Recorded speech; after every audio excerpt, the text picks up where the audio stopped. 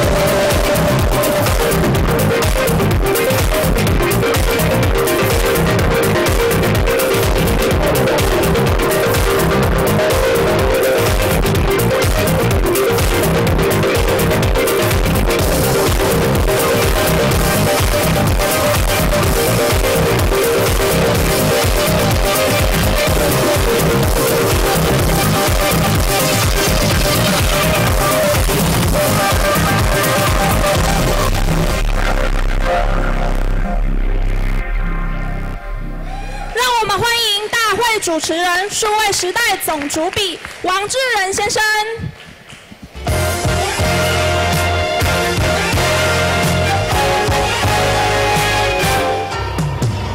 大家好，我们很感谢来自 LiveVR 他们所带来非常精彩的一个开场表演哦。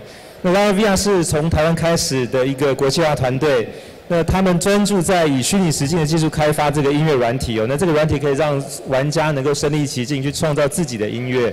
那我们很高兴呢，以这种创新创业的精神，代表台北本地的一个精神，来做我们今天活动的一个开场。各位女士、各位先生、各位贵宾，大家早。欢迎来参加2017年的 Meet Taipei 创新创业嘉年华。我是数位时代杂志的总主笔王志仁，仅代表主办单位欢迎大家来到现场。Ladies and gentlemen, honorable guests, friends from all over the world, welcome to 2017 Meet Taipei. 今年是我们第4年举行 Meet Taipei 的活动。那我们一年比一年的这个活动更盛大。那从数位时代在1999年7月份创刊以来，创新创业一直是我们关注的一个主题和焦点。那么很高兴呢，创新创业现在也成为全台湾社会关注的一个重点。那在过去呢，关于创新创业我们已经谈论很多哦。那接下来更重要的是说，有更多的行动能够付诸实现。那这个是我们在4年前开始 Meet Taipei 这个活动的一个宗旨。那我们很高兴4年下来呢，其实这个活动越办越大哦。那从台北开始连结世界哦，那鼓励本地的团队开始，那我们邀请全世界的团队来共襄盛举。今年呢，我们有400个团队来自世界各地，包含台湾在内15个国家跟地区。这其中有包含来自欧洲的英国、法国、比利时、爱尔兰，来自美洲的美国、西班牙、美国、牙买加跟墨西哥，以及来自亚洲的日本、香港、越南、印度、泰国、马来西亚，那包含台湾本地15个国家跟地区的400个团队，那对我们来讲呢，那这个是一个舞台，让所有的这些创新创业的团队能够有一个机会被看见，被全世界所看见。那这个活动现在也是亚洲最大的一个创新创业的一个活动。那我相信一个这样的动能持续下去，再过未来几年，应该我们有机会成为全世界最具影响力的同类型活动之一哦。那当然了，像这类型的活动呢，其实每一年我们都有一些新的看点。那今年呢，我们在3天的活动里面，我们为大家准备非常丰富的内容。那除了400个外面的这个团队的他们展的现场的这个摊位之外，也有呢3个活动的现场，当然这个是主论坛的现场，还有2个分论坛的一个现场啊。那我想这3天非常密集的活动会带给大家非常充实的一个收获。那这一次的这个论坛的大会的活动主题，我们分为5个领域，这里面包含有智慧物联，包含有行动云端、人工智慧、消费科技以及明日商务哦。那像这个给大家带来的都是一些台湾本地跟世界各地现在最新的一些团队所应用的一些技术，那有很多已经都商业化了哈。那所以呢，像这样的一个活动，我想已经创造了一个很大的一个关注跟舞台。我们也希望有更多的新创的团队，不管是来自台湾本地、世界各地，能够一起加入共襄盛举。那当然，像一个这么大的活动的举行，光是数位时代杂志，我们是不够的，所以我们也很感谢有很多的伙伴在这过程中提供很多的支持。那特别是台北市政府，从第1年到现在第4年，都给我们很多的支持。那也是我们非常重要的一个伙伴。我想在未来，我们还可以继续期待台北市政府这边给我们更多的一些帮助。那同时呢，这一次也包含桃园市政府、高雄市政府跟台南市政府也一起加入共襄盛举。那同时呢，我们也感谢经济部商业司、经济部中小企业处、柜买中心以及美国在台协会、法国在台协会，给我们一直以来都给我们相当多的一些帮助，也让这一次的活动能够顺利的落实那在今天的论坛开始之前呢，首先我要邀请到数位时代的荣誉发行人何飞鹏先生上台来为我们做开场致辞，我们掌声欢迎他，谢谢。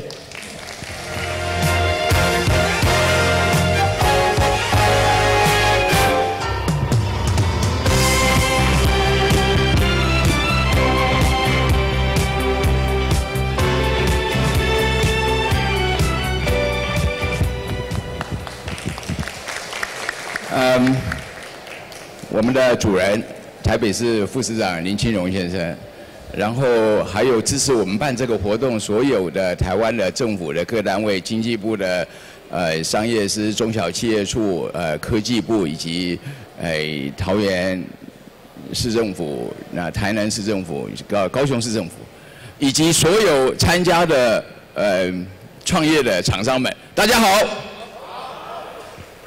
我们非常非常兴奋哈，这样的活动已经迈入第4届。那今年跟过去有什么不一样的地方？我觉得过去这几年我们都在寻找台湾的创新创业的新的动能跟动力，都在营造台湾的创新创业的氛围，这是我们过去这几年所做的事情。那今年我觉得最大的不一样是，我们有更多的这个国际的朋友到台湾来，所以我们在台北和全世界的创新创业力量相聚。刚刚主持人已经有介绍，来自全世界15个国家地区的业者以及相关的这个单位都在这个场地，我们在这里相遇。其实我们很清楚一件事哈，创新创业是没有国际的。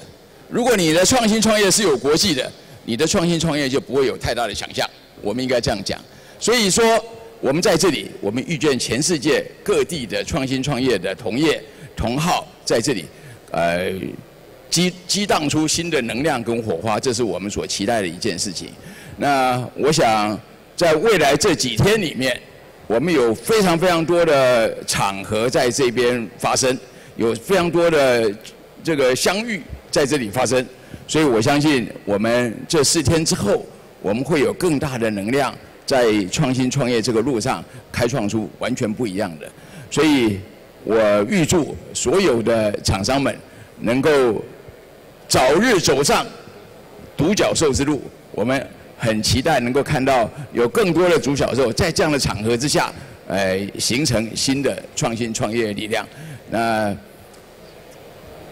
最后在这里，我们要祝福所有人，身体健康，精神愉快，然后创业之路如意顺遂。谢谢。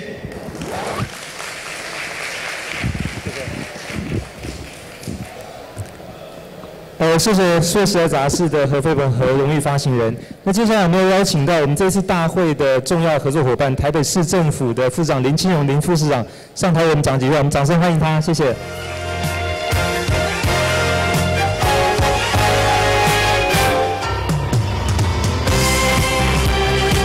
各位长，飞鹏兄，还有我们的主持人，那么以及我们 AIT 的代表，那么尤其是法国的大使哈。然后出现各位哈好伙伴们，今天我代表柯文哲市长来出席2017年的 Meet Taipei 啊，那么再度的恭喜这个会议能够开始进行。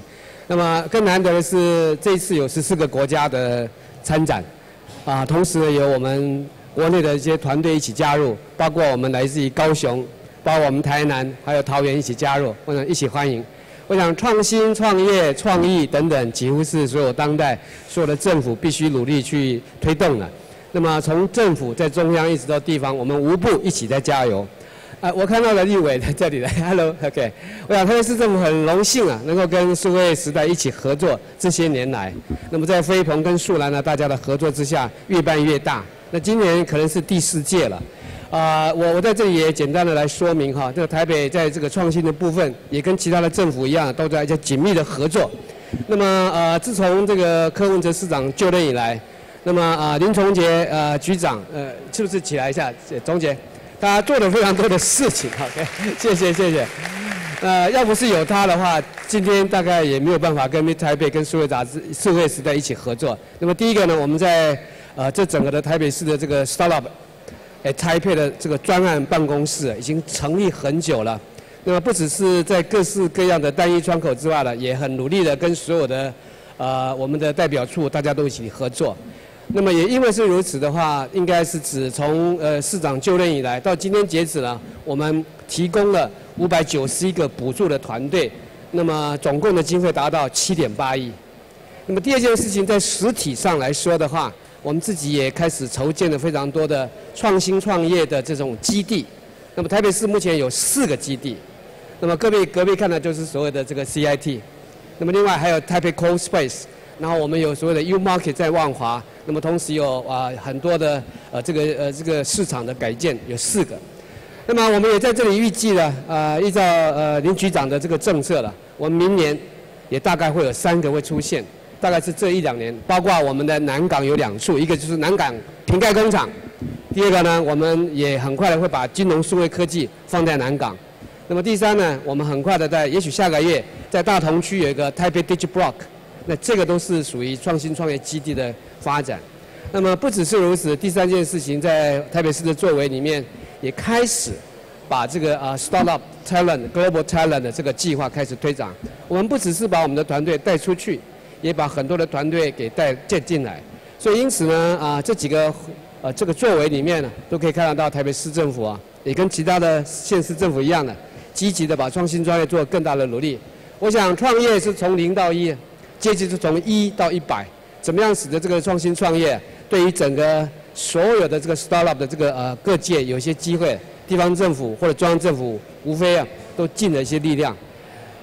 在台湾的台北 Mid Taipei 是一个很宝贝的事情，我也非常谢谢飞鹏兄跟你的团队跟台北市政府一起合作，把这件事情做得这么有趣。我也希望今天呢，代表柯文哲祝福2017年的 Startup Taipei 呢，我特别也卖个关子，是我们在我们的台北创新馆呢，也把我们近年来呢，林崇杰局长把很多的团队都带来这里，可以跟各位一起分享。祝福2017Mid Taipei 会越办越成功。也谢谢今天来自于美国的这个中小企业署的副署长 Eugene， 他也来。那尤其要在这个路上，昨天我还才跟我们的季大使法国代表处一起办了这个台北巴黎的双城论坛。我们很希望透过创新创业，透过 Mid Taipei， 那么跟全球更多的连接，也跟我们各地方政府连接。谢谢。好。谢谢你啊，谢谢。我们谢谢台北市的林清荣副市长给我们带来的致辞。那我想这个也给我们一个很好的一个就是祝福。那我希望就是说整个 Mid Taipei 接下来不只是亚洲最大的同类型活动，也朝世界最重要的一个同类型活动迈进哦。那接下来我们邀请到的是美国中小企业署的助理署长 Colinius 先生。Next, I'd like to welcome Mr. Eugene Colinius，Deputy Associate Administrator of Small Business Administration, United States of America. Let's welcome him.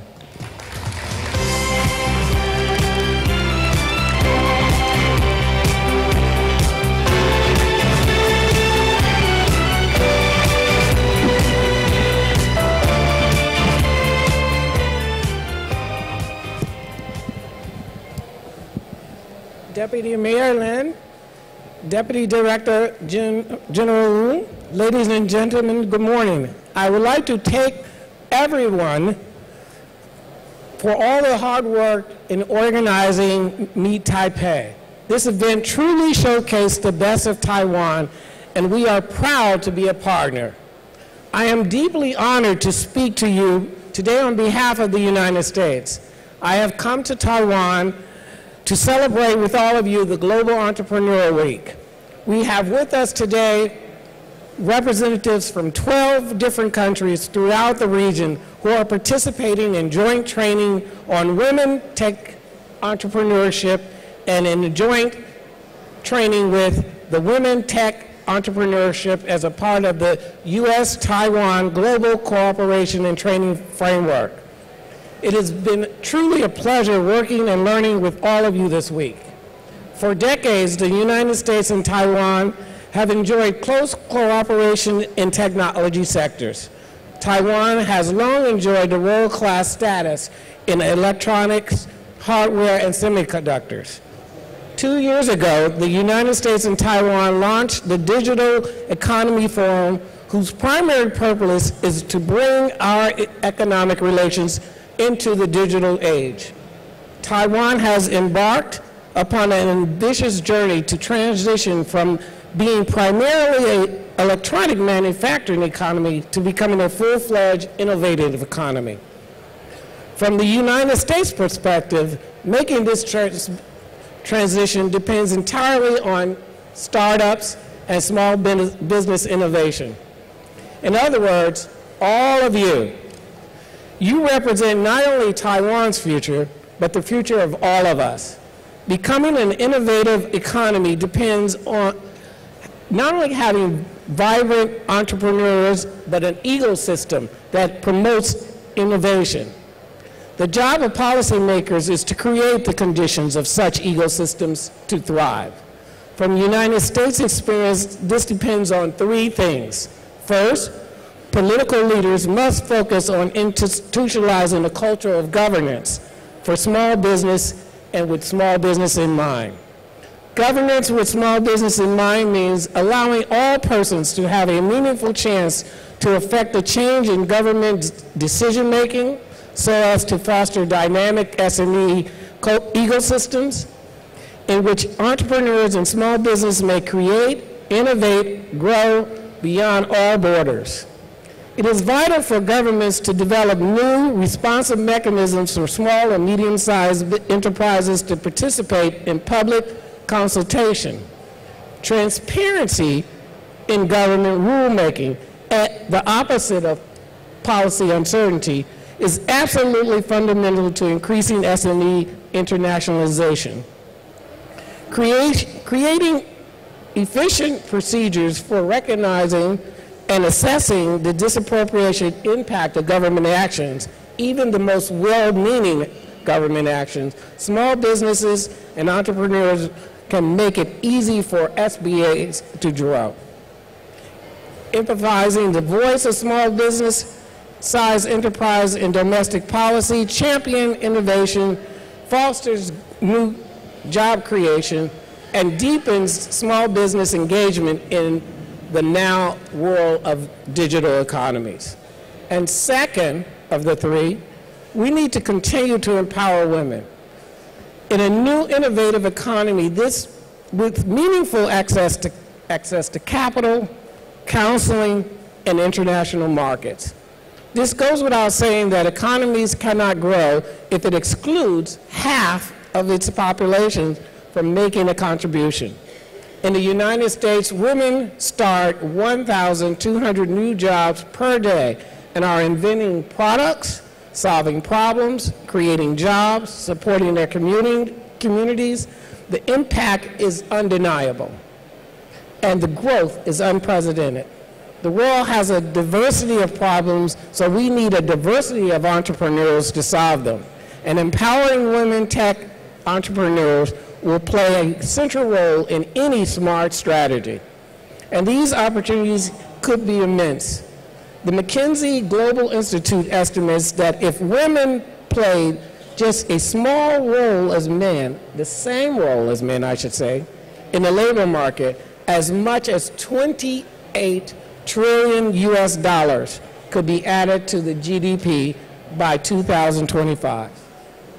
And finally, the third is to embrace the disruptive innovation and aggressively develop a digital economy. If we look at all of the growth that has occurred in the world over the last 10 years, virtually all of it has been from the digital economy. Digital platforms, along with free flow of data across borders, enable SMEs to operate from a range of locales and effectively compete in new markets against even their larger company competitors. As head of the U.S. Small Business International efforts, I come here today to say the United States seeks to be Taiwan's closest partner as we move increasingly into the new digital world. We will work together with your policymakers to build bridges between our innovation startup communities and forge joint ventures and partnerships which seek to combine Taiwan's hardware products and U.S. software ability to usher in an age of Internet of Things, AI-enabled small machinery, and biomed innovation. I leave you today with a call of actions. Don't just view yourself as startups and innovators, rather view yourselves as the future ambassadors for the U.S.-Taiwan digital future. It is up to all of you to bring us into that future, and we stand ready to be your partner. Thank you again for all your hard work and for giving me this opportunity to speak. Thank you. Thank you. Thank you, Mr. Coronas, for your advice and insight. Thank you. 我们谢谢美国中小企业署的助理署长 Mr. Colonial 先生带来，就是刚才给我们的一个祝福，也提到很多关于新创经济、数位经济这一块的一些他的期待跟建议。那我想特别他其中提到一点关于女性的创业精神这一块，其实刚才跟 Meet Taipei 我们选择这个粉红色这个，其实我们一直以来都鼓励女性的这种创业在我们的这个整个活动当中 ，OK。所以接下来呢，我们要邀请到法国在台协会的纪博委主任 Mr. Benoit Guidi。Director of French Office in Taipei, to say a few words to us. Let's welcome him.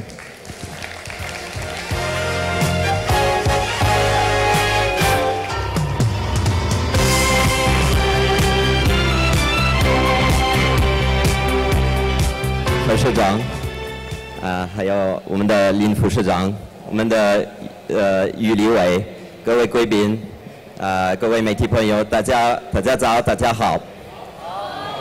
我非常荣幸参加今天的 Meet Taipei 的开幕式。其实我们去年是在 Meet Taipei 正式的启动我们的French Tech 台湾这个台法的创新平台。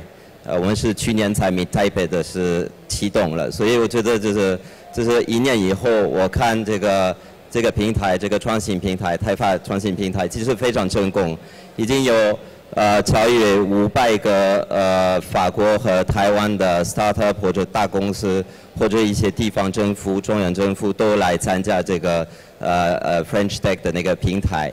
所以我们跟Meet Taipei 跟数位时代跟台北市政府已经决定，就是今年也应该有一个特别的活动，就是说我们下午会有一个专门就是关于法国和台湾在创新的交流的一个活动，全下午就是我们叫的是 Meet la French Tech at Meet Taipei， 欢迎大家都来参加，因为我们为了这个机会邀请很多非常 exciting 的一些法国的 startup， 还有一些育成中心啊等等啊。其实我们相信就是欧洲和台湾、法国和台湾在创新创业方面应该有很多的互补性，应该有很多可以一起合作的项目。只不过我们的那些innovation ecosystem 那些创新的这些对 innovation ecosystem 都有一点可能过去也没有太多交流，所以我们应该更积极的就推动这些交流。所以我觉得今天像Meet Taipei这种活动是非常非常重要。我们希望以后有更多的机会一起跟台湾的创新创业就是的那个领域一起合作。祝那个Meet Taipei今天成功和非常非常顺利啊！谢谢大家。谢谢。谢谢法国在台协会的纪博委纪主任的祝福哦。那接下来要进入到我们这是要邀请贵宾上台来一起合影哦。那我们首先要邀请上台是现在台北市人气最旺的吉祥物熊赞，我们掌声欢迎熊赞。Hello， 熊赞。OK。我们同时也欢迎贵宾上台合影，留下这惊艳的一刻。我们欢迎数位时代荣誉发行人何飞鹏。美国中小企业署助理署长 Eugene Colonial， 法国在台协会主任纪博伟。同时，我们很高兴邀请到立法委员于婉如小姐到现场。同时，我们很荣幸邀请到台北市副市长林清荣、台北市政府产发局局长林崇杰、桃园市政府青年事务局局长陈家俊、高雄市政府副秘书长林英斌、台南市政府经济发展局科长严慧杰。英国在台协会国际贸易部台湾区署长 Steve Brooksbrook， 英国商会 Stephen Parker， 墨西哥办事处处长 Martin Torres， 莫斯科在台协会经济处处长 Alexander Estoman， 华南银行副董事长林之言先生 Star of Gino Mark Pencil， 以及我们很高兴欢迎我们今年大会国际馆顾问。French Tech 台湾代表暨科技部国际新创专家梁若航博士，以及一诺新创创办人郭展荣先生，以及邀请我们 speaker 上台一起合影留念。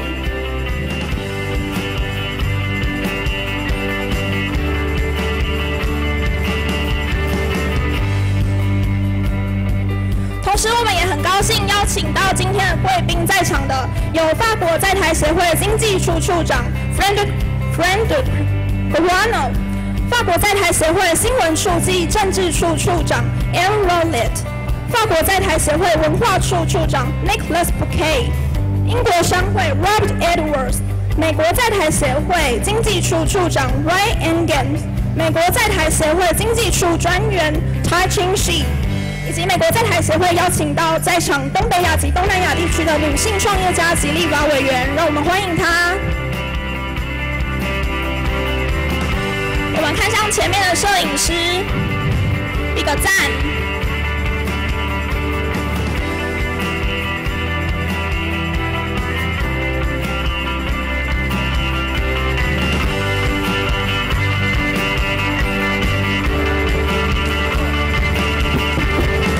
感谢今天来的贵宾，可以跟熊赞握握手。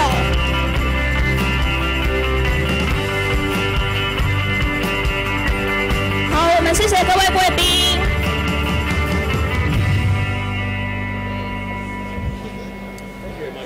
谢谢。那我们的贵宾欢迎入座。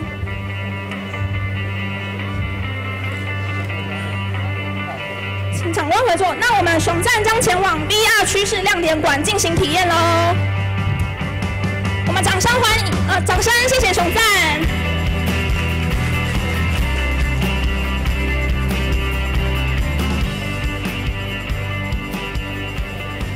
好，我们谢谢熊赞跟刚才上台的各位贵宾哦。那接下来呢，就开始进入我们3天活动的密集的开始。首先的论坛的部分哦。那么今天开场论坛呢，要介绍的是来自研华科技的执行董事何春盛何先生。那他为我们带来第一场的主题演讲的题目是台湾 IoT 的共享经济与跨界整合，让我们掌声欢迎他，谢谢。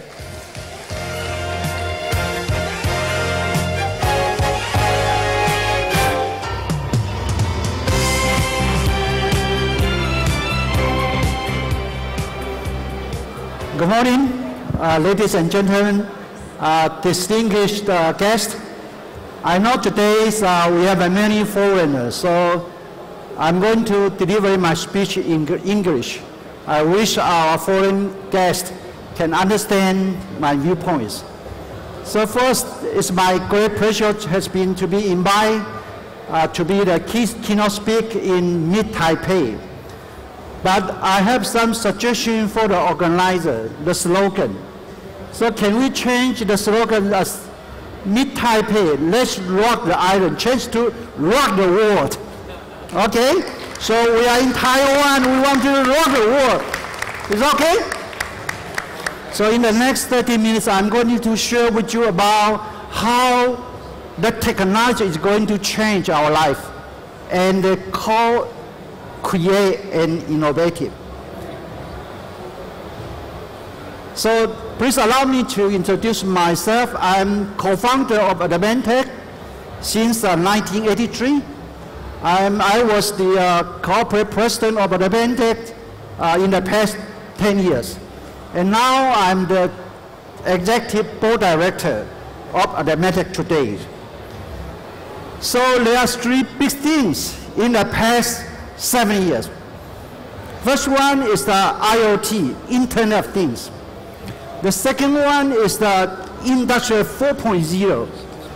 And the third one is the Artificial Intelligence. 我相信这是过去7年来我们这个产业里面的最大的3个风口：物联网、工业4.0跟人工智慧。Okay, so I'd like to share with you some of the story why some of the market company fall down. So let's look at some of the company like Nokia or Kodak. They has been an industrial leader in the past 20 or 30 or even 100 years. And their business is growing up very fast. up to here. But suddenly we found those companies fall down, declined. Not only the top line, but also the bottom line fall down. Why? Why? And at the same time, we see some of the industrial disruptive, the newcomer, they come quietly. They come very, very quickly. They are very small. But suddenly, they disrupt the technology. They disrupt the industry.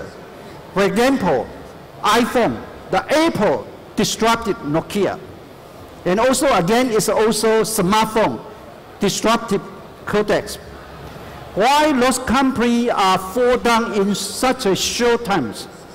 Even you remember Nokia, they fall down from 40% of global market share to a 0%, just only in 4 quarters. Why?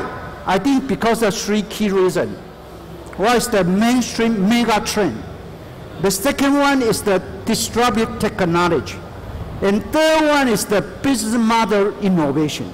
So this is the 3 unique points that make those mighty companies fall down.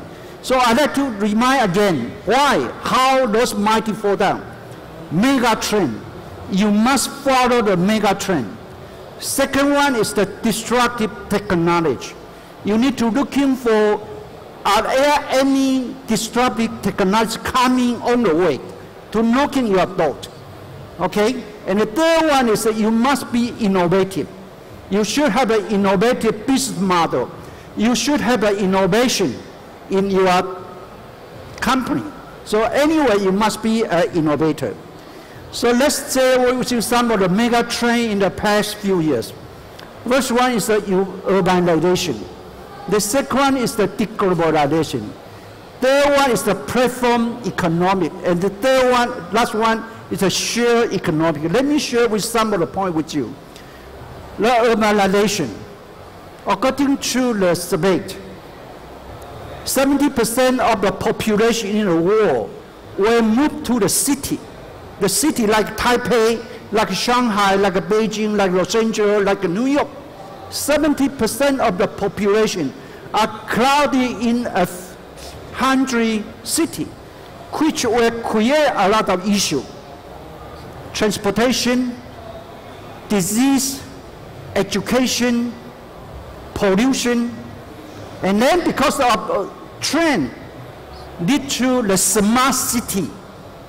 The smart city is again the big opportunity for many of the startup companies. The second mega trend is the deglobalization.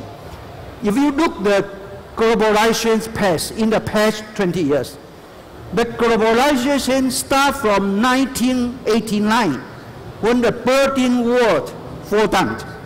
That's opened the new age of globalization. So in 1993, the European Union was formed.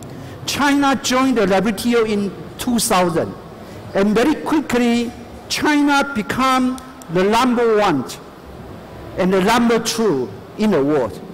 But something happened in 2009. Remember 2009? The global finance crisis. So which make all the Americans know how to save money, how to control their pocket. And at the same time, we found the GDP of China start to, the growth rate of China GDP start to slow down. They fall down from 14% of the GDP to now it's only 7 or 6%. So from 2009 to today, I call it the age of deglobalization. So you see many of the things happen, like the Industrial 4.0 is raised by European, AMP was raised by US #1, back to US, and also the BRICS, UK separate with the European, and the Trump was elected as the president of the United States. Nobody believed he would become the president of the United States, but he did it. Okay, I think this is all the symptom of deglobalization. So because of the globalization in the past 20 years, a lot of manufacturing moved from US, from Europe, from Taiwan, from Japan, from Korea to China, to make China the #1 manufacturing country in the world. Even by year 2015, the manufacturing of China represents 20% of the global manufacturing. 33% of the GDP of China was contributed by manufacturing sector. So you see some of the things happen of deglobalization. So UK draw from the EU, European Union. This is a good thing or bad thing, nobody knows. Okay, but it's happened. And also, Trump was elected by the Northern American, so he suddenly became a United States president. Nobody believed that he would become a president, but he did. So he took many actions. He said, American #1. I will stop all the immigration from some of the country. And he said, I want to drop from the TPP. And he wants to drop from the Paris Agreement. And he did. Originally, some of the people think it's only a slogan during the campaign, but he really did it. And also in the recent APEC in Vienna, just last week, Trump said, Americans will no longer suffer by the unfair trade agreement. So he tells all the country leaders very clearly that American first, and that he will not agree that the unequal, unbalanced trade agreement. But on the other hand, the president, the emperor of China, Xu Dada, he said that in historic, the history told us, if you close the door, you will put yourself in a dark room, and that you cannot be developed. The only open, he said, open is the only solution. Actually, the war is he talked to the President Trump, and he mentioned that China will continue to open. But I have one question to Emperor Xi. Are you going to open your internet market? Are you going to allow Google to get into China, land in China? Are you going to allow Line can be used in China? Are you going to Taiwanese can view all of the website of Taiwan? If you say yes, then I agree you are open. Okay, so that's what President Xi said. So during the past, I see the deglobalization. I think all the manufacturing strategy is reversed. It's changing. First one, we see in the past, most of the companies outsourcing their manufacturing to the country like Taiwan and China. But the tendency is that they start to do the indoor manufacturing. This is one tendency. And secondly is they change from the volume production to a mass customization because of the personalized, because of the diverse of application. So no longer a mass production. And third one is the manufacturing will change from a centralized to decentralized. So this is the trend. So you see, because of technology, because of some of the political reason, the manufacturing will be decentralized from China to many of the countries. That's the trend. That's what we call Industrial 4.0. And the third next mega trend is the platform economics. You heard about the 分享平台经济。So China actually is the #1 in the platform economic. China nowadays the platform, the share economics is up to 35 billion US. Okay, and the last one, this is they change the platform economics, change the traditional company from manufacturer to distributor to end customer. They change to hold a platform and then bridge the supplier and also the consumer as a business. So the 平台经济是过去几年一个非常重要的趋势。The next one is the share economics. Okay, because of the internet, to make the share economic become more powerful. And I believe share economic is one of the very key influential issue about the decentralized globalization. So the share economic changed the world.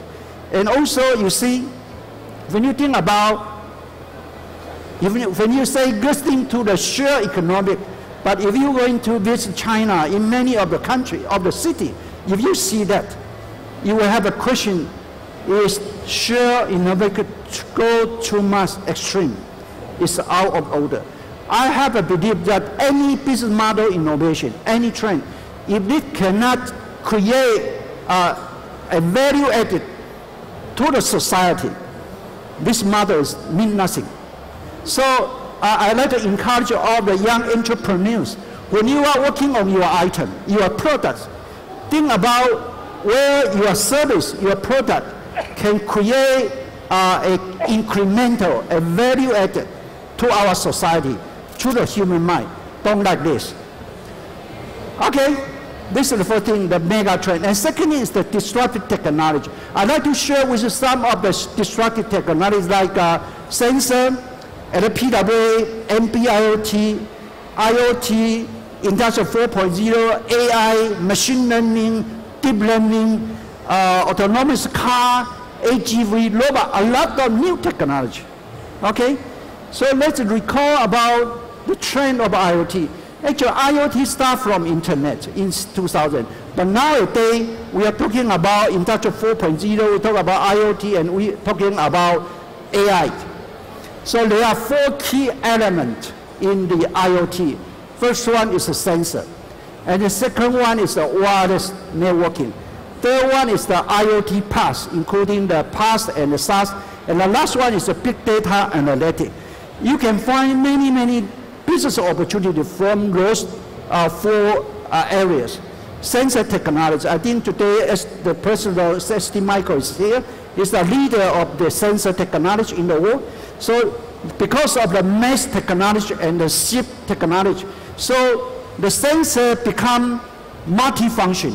So it means the sensor plus MCU plus connectivity as a module and become very low power consumption and miniaturized. So all the sensor can embed it into any device. So make the scene connect with the cloud. So sensor technology, and also the second one is the LPWA, the low power wire area network. And some of the leader in the LPWA is Sigfox from France, and also LoRa is also original from France, and also recently people talking about the NB-IoT. Those are the new technology that you can create a lot of new business model, and you can adapt this technology to build many innovative products. So without the LPWN, the IoT cannot be fried. The reason why IoT today are not fried yet, because we are lack of device. We are lack of the low cost connectivity. So I think LPWA is going to stimulate the IoT business. According to the report, 70% of the connectivity will belong to LPWAN, not 3G, not 4G, not 5G. Okay? And people have heard about Industry 4.0. I just skip that, you know that. And last I'd like to mention AI now has become very hot topics. AI, by year 2025, the AI total value is such big, but majority of the contribution were from the application. Hardware is only this, and the software is very small. There are some tendency, all of the software in AI, which I call is the algorithm, will become open source. Means will be open. Everyone contribute their algorithm. So the hardware part is Taiwan's strength. So from the semiconductor chipset, AI chipset, and also the AI machine. And for the new entrepreneur, I think you have a good opportunity in application, because many of the AI will be applied in many of the organizations of the industry. So why the AI becomes so hot recently? Because now, because of internet, we have a lot of data. And all the hardware like the CPU and the GPU, like NVIDIA, make the computation very fast. And last one is the data algorithm. Because we have more data, so we can fine-tune our algorithm. The algorithm becomes smart and smart, even up to 99%. So this is why AI become popular. And this is the AI history from the artificial to machine learning to deep learning. And you will see many of the AI API available on the market, like from Microsoft, from Baidu, or from Amazon. Last thing I'd like to share with you is about the innovative business model. So you see many of the business model nowadays, like online shopping, e-payment, online to offline. So just the last week, the single days, Jack Ma announced they have reached 25 billion population, which about 31% growth over last year. But he admitted that they didn't make any money because the return rate of all the e-commerce is about 35%, even 50%. So nobody get the money. I don't know why those people are so exciting, working so hard without making money. Because China is rich, nobody need to make money. I don't think so. And then about the e-payment. So 50% of the global e-payment is happening in China. So in China nowadays, when you're traveling, you don't need to bring your wallet. You just bring your iPhone with the Alipay or with the Weixin Pay. You can pay anything, okay? And then also the trend is the O2O, online to offline. You see all the e-commerce company become to acquire a physical company, and all of the physical company become to do e-commerce. So it's kind of a mixture. It's a kind of a crossover between online and offline. And the people are talking about the unmanned store. Do you think that will become a trend? I believe you guys see this news, all of the many, because in Hangzhou it's very hot in the summertime. And the unmanned store is very comfortable, air conditioned. So many of the shopper get into the store and just relax. So do you think that unmanned store will become a trend? I will say not. Okay, I will say not. So this is my personal opinion. And also you see many of the technology that will drive all the retail, like the drone delivery. Okay, so this is all of the trend, mega trend, technology, and also the innovation business model. Next, I'd like to give you some of the advice how to do the next. My suggestion is the first one, again, follow the mega trend. Second, looking for disruptive technology. Third one is practicing your innovation. If you have the chance to read the book by Stevenson, in his book called The Innovator's DNA, he mentioned about 5 techniques you should have: questioning, observing, networking, and experiment. And also the association thinking technology. This is very important. If you want to become an innovator, if you want to become an entrepreneur, this is the very nice book. This book was published in 2012, okay? So by connecting the dots, Christian networking experience, you will work out some of the innovating business. So he mentioned about as the entrepreneur, you have the courage. You should willing to take the risk. And with all the skill, the discovery skill, and also the observational thinking skill, you will come out many innovative ideas. If you want to become an entrepreneur, if you want to become an innovator, please follow this. And this is a nice book to read. And during this book, he mentioned about all the innovators falling here, entrepreneurs. It's very high degree of discovery skill, but low skill of delivery. So it means the young entrepreneur has a good skill in imagination, in discovery, but you may lack of hands-on. So when you think about start your company, you should looking for partner with complementary. So if you are very smart, innovative, you should looking for a partner with handworking, good execution, solid execution, operational execution. So this is the some of the tips for you to understand. And if we look at the business model life cycle, you will see most of the companies start from startup. And then with success, they will grow up, and they will become mature, and then decline. That's the life, that's the fact of all of the company. No any company can last in forever. All the company has the life cycle. But how to apply the innovation skill to make your company longer? So you start with the breakthrough innovation, and then you should have a continuous innovation skill to maintain the company. And during the decline stage, you should looking for disruptive innovation.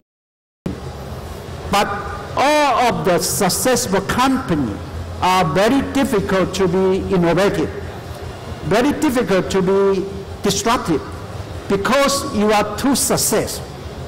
So Christensen, in his book, The Innovation Dilemma, he mentioned about why those successful companies are not able to be disruptive. How? Okay, so my suggestion is and if you look at the lean innovation, you should understand which stage are your company. Are you in mature business, or you are in a new business opportunity, and or you have a disruptive business model? You are looking for different way of innovation in your state. Okay, so my suggestion is you need to co-create.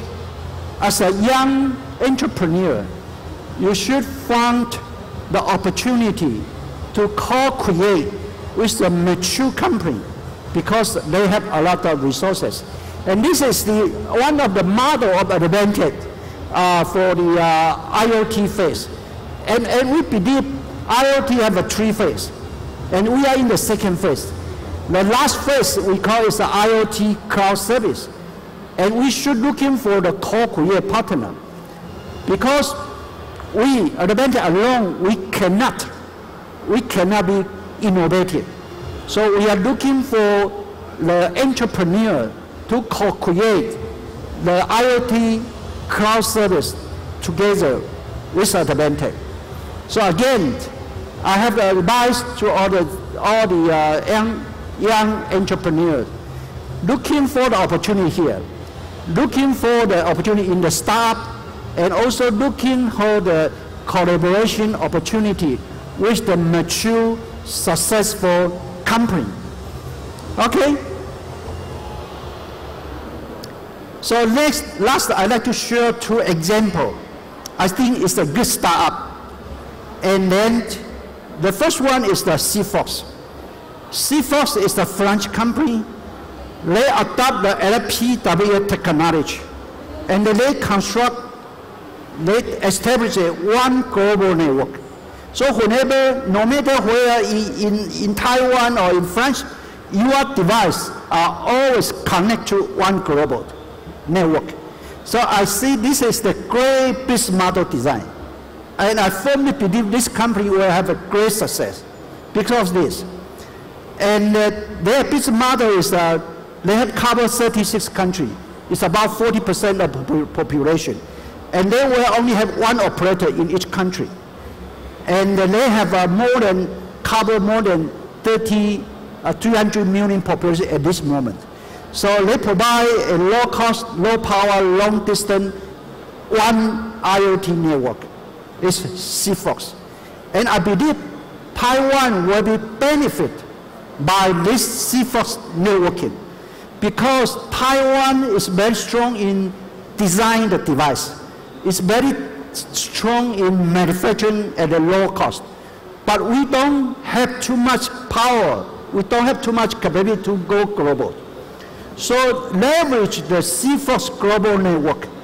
We are able to design the device, to test the device in Taiwan, and then we receive a volume order from the global press and make Taiwan as a really IoT end-to-end solution in every country.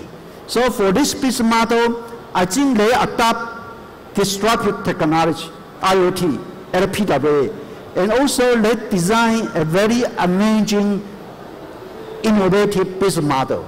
So I firmly believe this company will be success. And the second example I will share with you is another young company in Taiwan called Sunny Founder, the Yangguang Futejia. Okay, this company provides a very, very unique business model.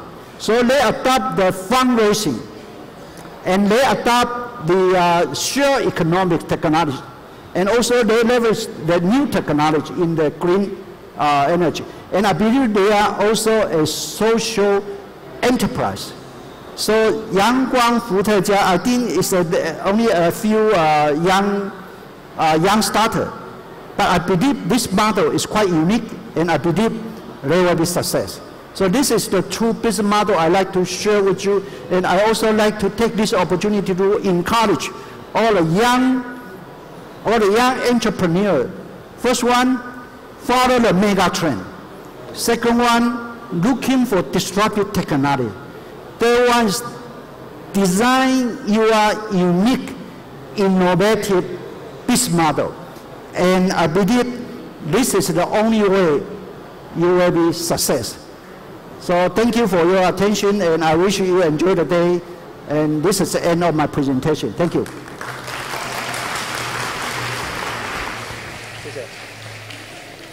谢谢来自研华科技的何春盛执行董事，我们带来很精彩开场演讲。从现在的物联网的发展来看，接下去的一些新创的机会哦。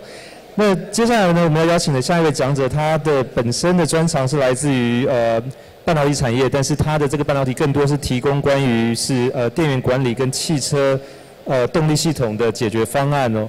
那let's welcome our next speaker. Giuseppe Izzo, Managing Director of ST Micro Taiwan and the Vice Chairman of European Chamber of Commerce Taiwan. Let's welcome him.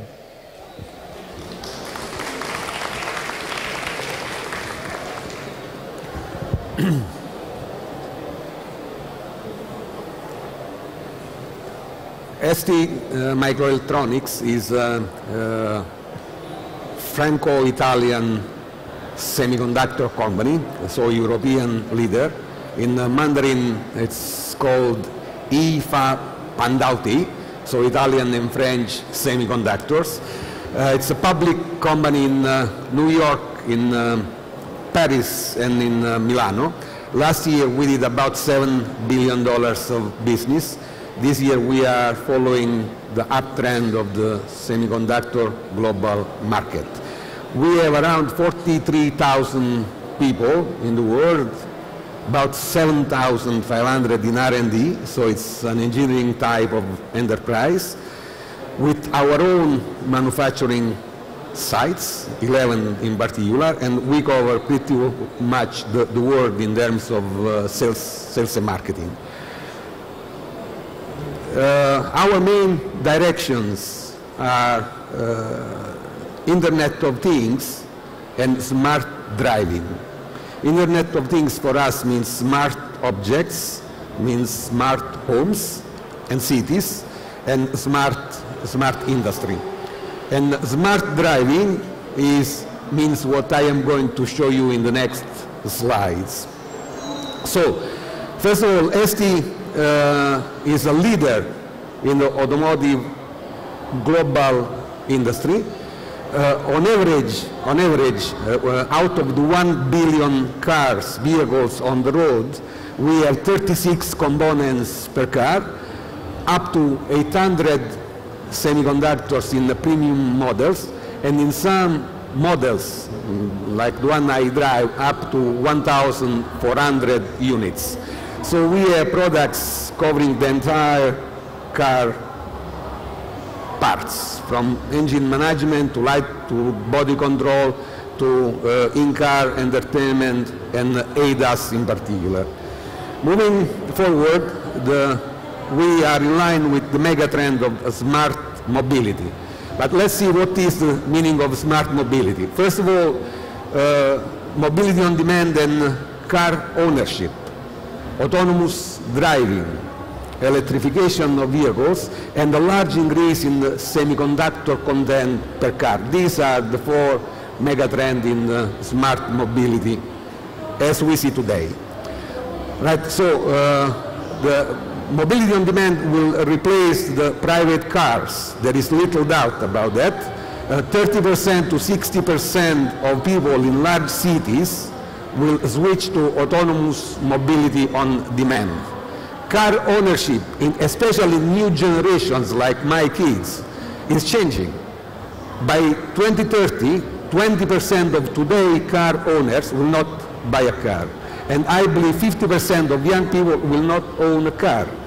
Right? And another element which is taking shape is that mobile phones and GPS are changing the mobility habits in cities. Also, the way people buy the cars is changing. 47% of people today are willing to buy cars online rather than going to a car dealership. So, as we said, apps are shifting the mobility habits. Car sharing, or car to go, carpooling for short distance, like U-Trip, Easygo, carpooling for long distance, like BlaBlaCars, or Get My Car is another business model that is taking shape, especially in Europe. Now, when we come to IoT in the cars, or apps in the cars, today there is a data flow from engine to cloud to mobile phones offline for security reasons and for insurance reasons, okay? So, offline we can get a lot of information about the driving style, the acceleration, deceleration, costing, and so on. Algorithms are still proprietary of car companies and not available to the developers. And what is important to notice is that every car is generating 30 gigabit of information data per hour through many sensors, MCUs, and Ethernet today, in addition to CAN and LIN buses. As we move forward, the applications will be available as we drive, right? And we'll provide the data to the driver about traffic or other information, and will be used for preventive or predictive maintenance. Now, autonomous cars is the buzzword, self-driving cars. Let's see what is an autonomous car. It's the combination of mechatronics and IoT. Mechatronics, right? Mechanics plus electronics. So, in order to do that, the first step is electrification of the car. The second step is the infrastructure for electric vehicles, like charging stations. And the third step is implementing new concepts of transportation. So, as Cheney Mr. Ho said also in his presentation, for IoT and also for smart mobility, the key factors are three: power of computation, advanced mapping, and sensing and connectivity. More sensors, more accuracy. Google Car generates 1 terabytes per second. Disconnected decisions from clouds to cars. Cars have to make decisions in car, not in the clouds. And therefore, we are now, the car will be the first elements to shift from cloud computing to edge or fog computing. Ecosystems are also fundamentals, and sharing APIs is a key first step, like the case of GM experimenting with Pizza Hut in the United States. Okay, it's about combining the APIs of two different companies. Now, what are the opportunities for all of us? McKinsey says that by 2030, 50% of the vehicles on the road will have semi-autonomous functions.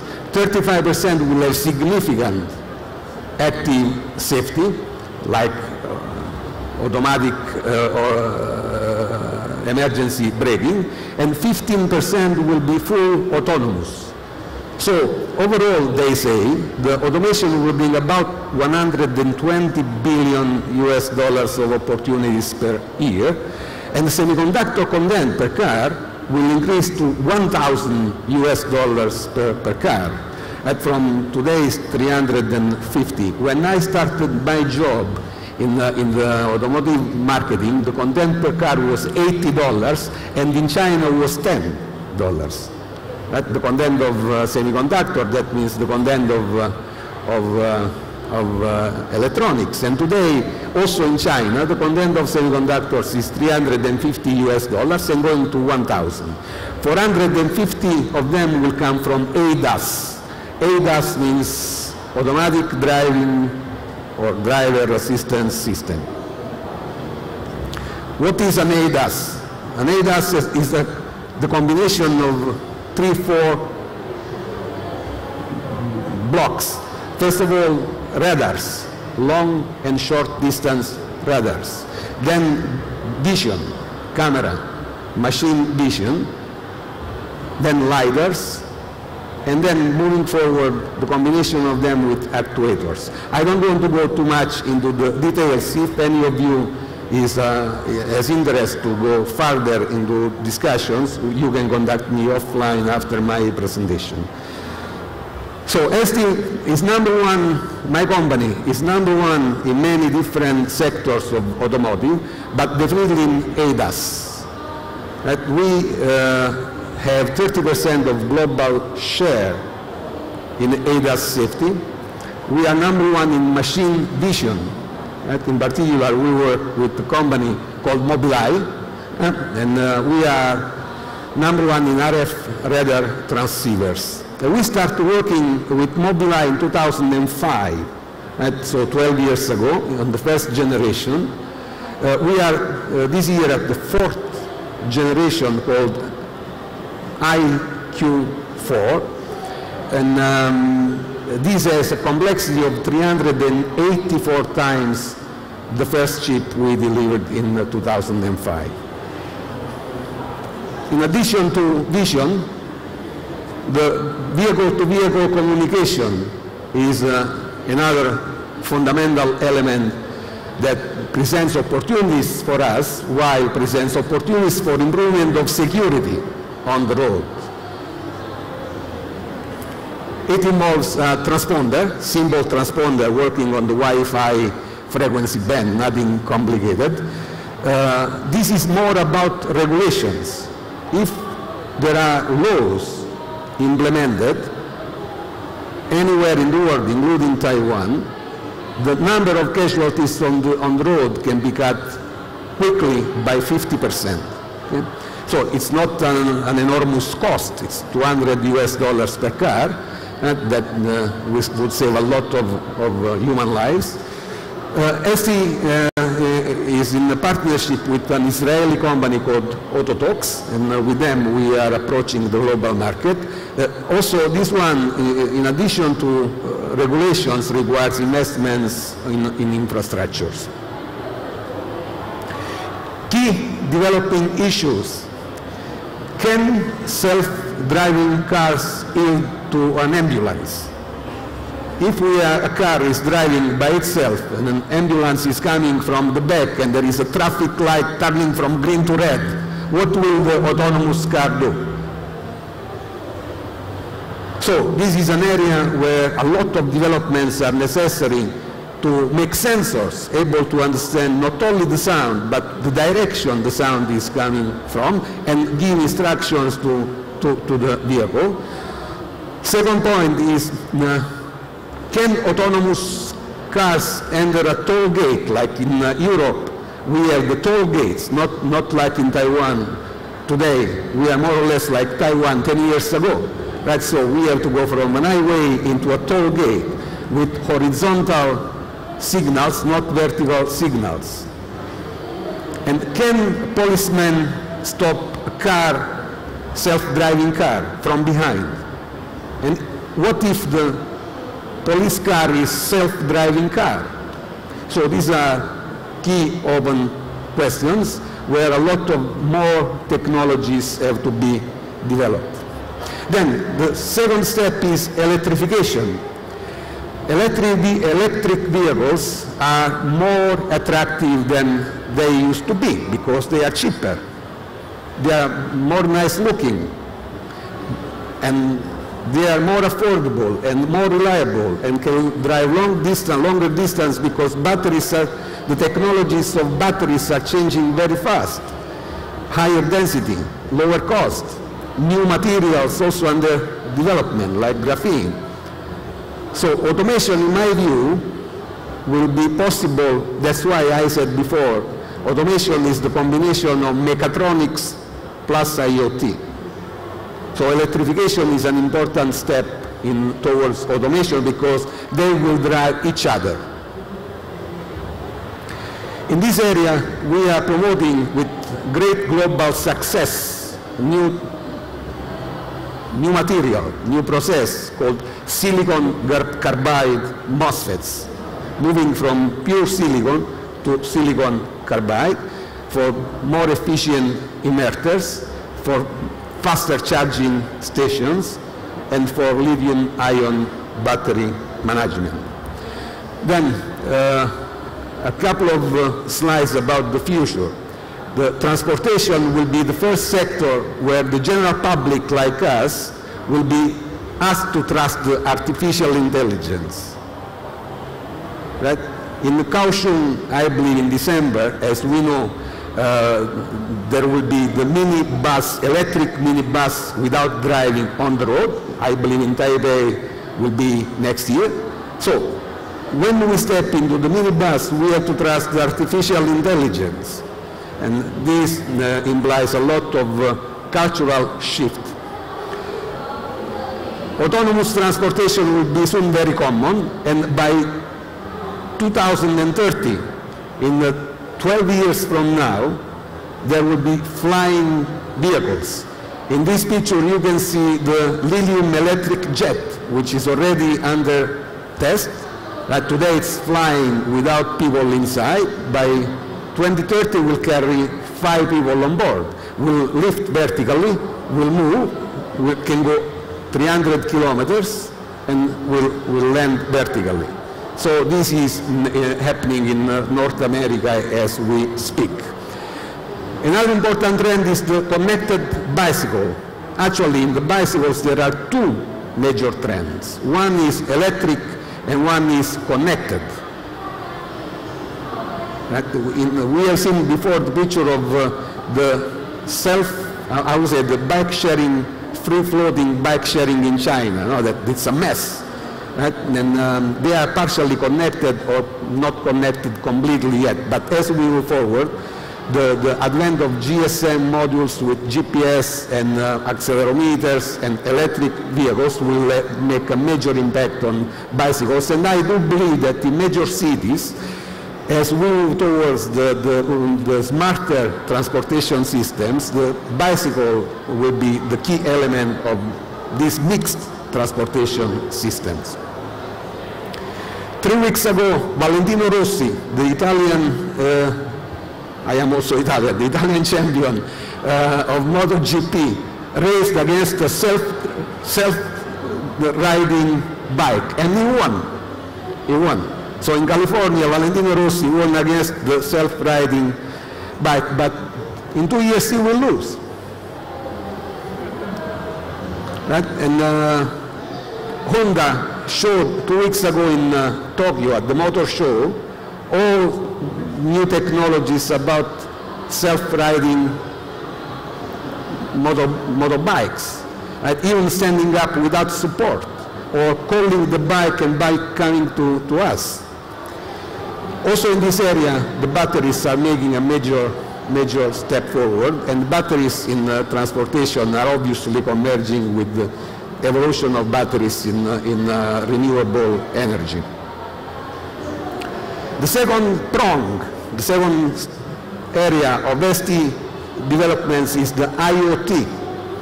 As I said, IoT for us means smart industry, smart homes and cities, and smart objects. Smart objects primarily are telephones today. Mobile phones as driven by the American company, the Korean company, the China companies, and so on and so forth. I will not touch that area of the business. I will speak very briefly about what the technologies we bring to the developers, like maybe many of you globally. And they are about sensors, as Mr. Ho said before. ST is a global leader in sensors. They are processing units, eventually based on artificial intelligence, and communication and connectivity chipsets. First of all, something about sensing. We started working on the sensors about 15 years ago from zero. Now we ship about 6 million units every day in sensing. And in the past years, we have moved from sensors to actuators. So it's not a negligible shift. Right?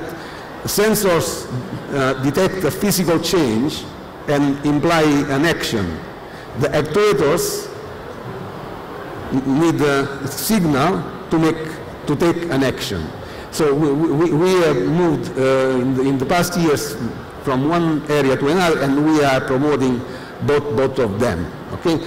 In particular, in the sensing area, we are big or very big in the gyroscopes, accelerometers, magnetometers, combinations of inertial functions, optical image stabilization, OIS, and microphones, microphone, especially MEMS microphones for notebooks in particular, temperature, environmental sensors like temperature, humidity, pressure, UV, and ranging sensors. In particular, now we are in the 3D ranging sensors, in particular for face recognition. And moving from these to the actuators, utilizing the piezoelectric effect, piezo actuators. If you need more information about this, I can elaborate later. And fluidic MEMS, in particular for inkjet type of applications, and micro mirror, like for pico projectors or something similar. On the computing area, we offer a very broad portfolio range of microcontrollers. We are the #1 in the world for 32-bit microcontrollers. 10 years ago, we were very far behind. Then in South France, in a town we called Rousset, out of Aix-en-Provence, not too far from Marseille, we have developed the new generation of microcontrollers, and now we have achieved leadership. We are definitely the #1. In the 8-bit, we are a little bit behind, but in the 32-bit, there is no equal. So I recommend that you take a look at our portfolio that complements the security elements from very low security to very high security, integrated or multiple chip solutions. We also offer all the possible development tools.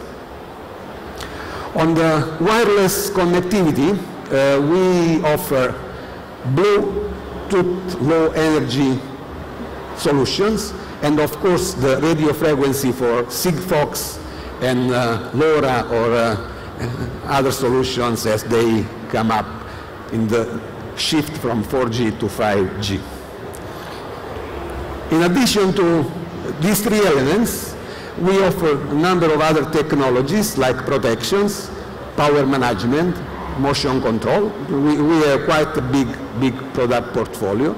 And as we move forward, as Mr. Ho said, we have to question ourselves on the redefinition of the needed sensors, maybe machine learning based for specific applications, in particular in industrial IoT. In the last 7 minutes I have, I would like to give you, because I promised to do so. Last week I was in Tainan, in the Cheng-Kung University, in a workshop with a number of scientists in space applications. And I believe, for my personal interest, I believe that the space is the next big opportunity for technologies and also for startups, in my view. And I promised them to do a bit of marketing work for them, because normally these scientists are sitting in the academia, in the universities, and do not have the possibility to speak to big public. So I do the job for them right now. Okay, so first of all, SpaceX and the moon, right? SpaceX, as you know, will launch a satellite shuttle in 2018 that will go around the moon, right? Will bring 2 people on board, will not be from Hollywood, will be 2 people like me and Maggie, right? Sitting, relaxing, taking pictures around the moon and pictures of the Earth. After this, we'll go farther for 300,000 kilometers, and then we'll come back at 40,000 kilometers per hour. They will use the rocket as a rocket, the Falcon 9, which is a famous rocket developed by NASA, right? And they complement it with the shuttle called Dragon 2. Right? The Dragon 2, after this mission, will go to Mars, right? And will bring, in the first trip, no people, then we'll bring 100 people by 2024. So, in 2024, 7 years from now, 100 people will go to Mars. Right? And this will be a very comfortable shuttle. Right? We'll have rooms, we'll have services, we'll have space for the people who stay inside. Then, to do this mission to Mars, the SpaceX got this idea to make more powerful rocket, so moving from Falcon 9 to Falcon Heavy, moving from 3 engines or 3 rockets to 31, so that the propulsion can be very strong and can lift towards Mars. I make it short, okay? So the key technology here is that SpaceX has made possible the return of the rockets to the Earth so that they can be reused. And since the trip to very long distance has to be done in 2 times, so there is the need to come back, refuel, and go back. So that's the key point. Okay, and so in October there were a couple of missions already about that. Then when everything is ready to go, this monster machine, right, called Falcon 9 plus the shuttle that can be Dragon 2, will move and will go. It's a 100-meter high structure with libraries, cinemas, rooms for passengers. Maybe Leonardo DiCaprio will be there on the new version of Titanic, right? And so the 100 people will go to Mars, and they will start building up a city for 100,000 people. So these are the plans today. And in addition to these plans, Google in 2019 will launch a contest among 5 companies that will send rovers on the moon. The most beautiful picture will get $30 million of prize. Right? Space Hill this year is sending shuttles that will move around like kangaroos. Right? Moon Express can bring any material we want to test on the moon. So these are all stories that are happening right now. Amazon, Jeff Bezos doesn't want to be minor, so he has created Blue Origins that will send people on parabolic trajectories around the Earth. So Richard Branson, Virgin Galactic, and so Bigelow. Okay, so a lot of stories happening in the space. You know? Now, ST also very active in this part of the business. We started 35 years ago.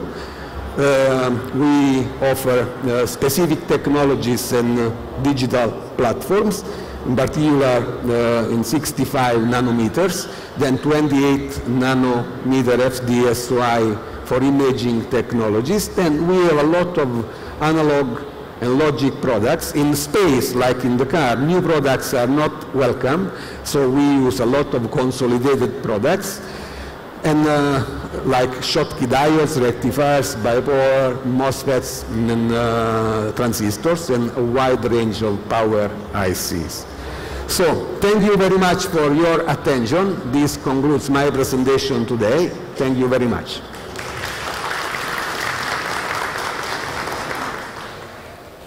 Thank you. 我们谢谢来自意法半导体台湾总经理Izo 先生很精彩的演讲。那特别我想他从欧洲的经验来谈，现在看到物联网 IoT 在全世界新的应用，尤其是在自动驾驶跟太空传输这2方面哦。那么接下来下一位讲者呢，同样来自欧洲，是法国里尔地区最大的孵化器 Euro Technology 的执行长 Rauti Chihei。那他本身呢，也是 Sigfox Adoption and Technology Evangelization 事业部的总监，负责推动科技研发及新创事业。那今天要带来他的演讲主题是法国经验物联革命打造创新生态系，让我们掌声欢迎他。Okay, thank you. Thank you. So, good morning, everybody. Thank you for welcoming me in Taipei. I have one question. How are you this morning? I don't hear you. How are you? Good? Okay. So, thank you for my prestigious colleagues who give you a brilliant presentation this morning. Thank you, Shane, for the good words you say about Sigfox. We're very proud to be here. Thank you for our colleague from ST to have brought us to the moon, and it was very interesting. I have to come to something very clear, and I have to help you on IoT revolution. I'm Rauti Chihei. I'm the founder. I have a particularity. I'm the CEO of one of the biggest incubators in France. We have a portfolio of 300 companies on a side, and on the other side, I'm responsible for adoption and global adoption for a company called Sigfox, a French, sexy, rock and roll company based in France and working on IoT. Let's talk about IoT. So what is Sigfox? Who knows about Sigfox? That's it? Not more people? You should know more about Sigfox. Please go on internet and check. This is something very important. I would like also to thank, now he doesn't know about Sigfox, he's working for Sigfox. He's working for Unibiz, and I want to tell him thank you because they are helping us very well in Taiwan. Sigfox is the world's leading Internet of Things connectivity service. And I'm talking about Internet of Things. I'm not talking about intranet of things, which is very different. We cover 700 million people in the world. We are covering 40 countries, and we are a company of 400 people. our vision is very easy and very simple to understand. What we want to do is to speed up the pace of IoT adoption. Who knows about IoT? Who knows about IoT? Really? Who knows about IoT? Few people. So I've heard about IoT. You know that IoT is used, if it's properly used, it can solve many problems. It can change the way that companies will do business. It can change the way that citizens will use cities. For example, I can tell you that this morning, our colleagues from Unibiz signed with O-Bike. You know O-Bike? They signed this morning for 1 million connected bikes. And this bike will be connected, and Sigfox will be the network for it. And I would like to congratulate our colleagues from Unibiz for doing that. IoT will also change the way that animals will be living in their ecosystem. IoT will always change the way that we are managing our water and natural resources. It will change a lot of things, but actually, who knows and who cares? What we want to do at Sigfox is to be able to reveal the IoT potential. And what we want to do is to educate the people, to engage the people, especially the startup and developers, to enable anyone who is willing to do IoT projects, and anyone who will transform, and we want to transform, any interest in IoT into a simple journey when you want to do a project. My mission, and it's very complicated, is this one. My dream is this one. I would love that any graduate or not, Taiwanese student, should be able to launch an IoT project with his Indian mate based in San Francisco and build a startup team within a French incubator to solve a famous Spanish clothes retailer logistic problem for its Canadian subsidiaries. And this is very complicated. When you look at IoT, nobody is able to do this. And this is what we call global and massive IoT adoption. As soon as we'll be ready to do this, this is that IoT is mature enough, and it will become a real business. A lot of people think that IoT is this, okay? But actually, we think IoT is that. Okay, it's solving real industrial problems. It's not only having these beautiful, fancy things. I like it, actually. I want to use it. But the market is here. You know about this? This is studies coming from Machina Research. So this is the numbers of connected objects. And this is exactly the forecast that the analysts come and bring us to the market. And I don't know, but yes, okay, you see it. And this is the known opportunities. But we believe at Sigfox that this is only the tips of the iceberg. There is a huge market down here with additional use cases, secondary connections, and the adoption that we want to foster. So, tremendous things. IoT has a big opportunity, but why the market is not taking off quicker? Why don't we have many use cases? Why, as it is very sexy, why don't we have more and more and more companies coming to IoT and delivering the service for all of you? We spoke with our customers, okay? And there is many reasons why adoption is low.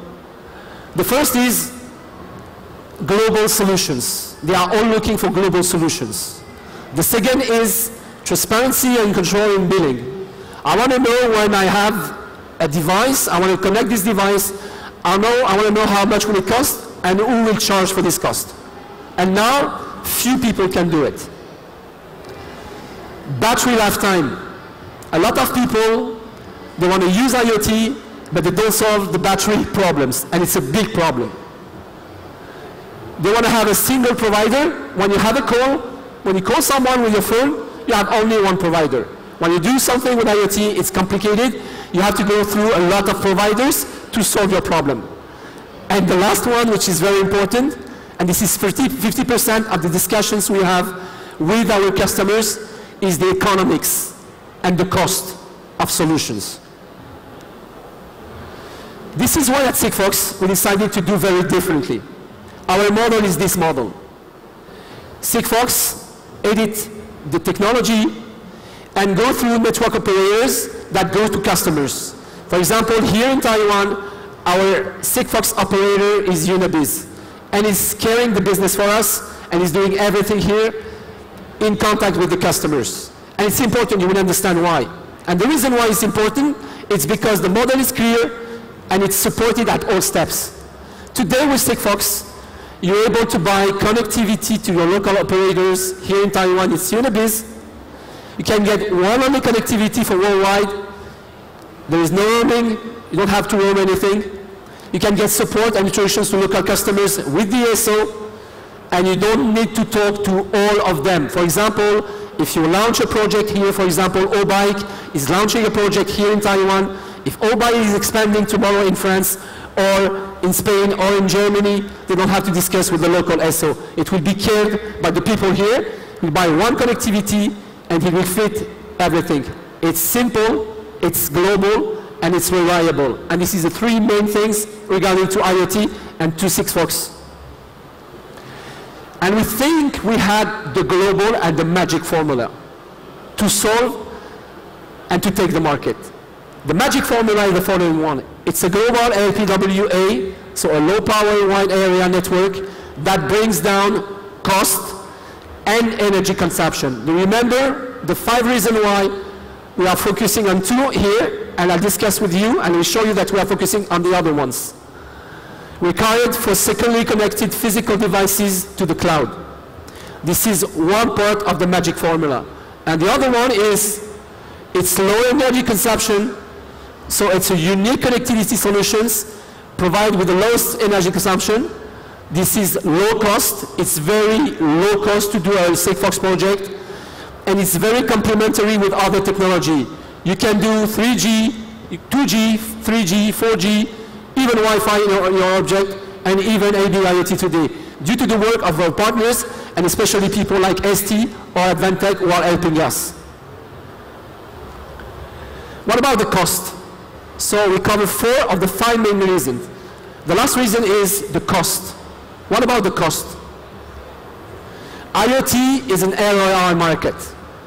You have to prove your ROI, your return on investment. Low price of solutions means higher number of use cases. Okay? The lowest the price is, the highest the number of use cases you have on the network. For example, today with Sigfox and all the partners, and especially people from ST and Advantech, the price of the module went from $12 in 2015 to $2 today, and maybe 0.2 in the future, and in the very coming future. All is about lower cost. The less it is, the more the adoption is high. Less antennas for network, no dollars for spectrum, and easy to develop. This is what we are bringing today to make IoT adoption exist. I like this workshop. Do you know what it is? This? Okay? And do you know what it is? What is the price of this, and what is the price of this? Can you tell me? Can someone tell me? Do we have to connect this? Is it useful to connect this? Can someone tell us? Maybe Cheney. What is your advice? I don't hear you. I have a microphone? $10. $10. For this? Or for that? For that. What is the price of this? Cheney? For the Roughly. roughly. You mean the Orbit 3? I don't hear you. Probably $20. Sorry? $20. Yeah. So we have a problem. This is more expensive than this. And the problem you have to solve is not this. The problem you have to solve is this.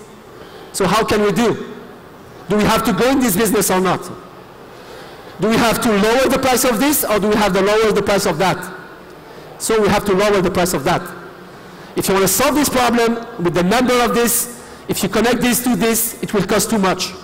So you have to look at this, and it's very important. And this is where the solutions and the reason why adoption is not done on IoT. Think about it. If you are launching a company, you have to look at this. The recurring problem is this, the cost, what we call the total cost of ownership. Every solutions has a cost, and every solutions, if you want to own it, you have to pay for it. And you have to find the right price for own this solution. I like startups. I'm working with startups every year. I see like 600 startups every year. And what I see startups is IoT startups, 90% of them are going to fail.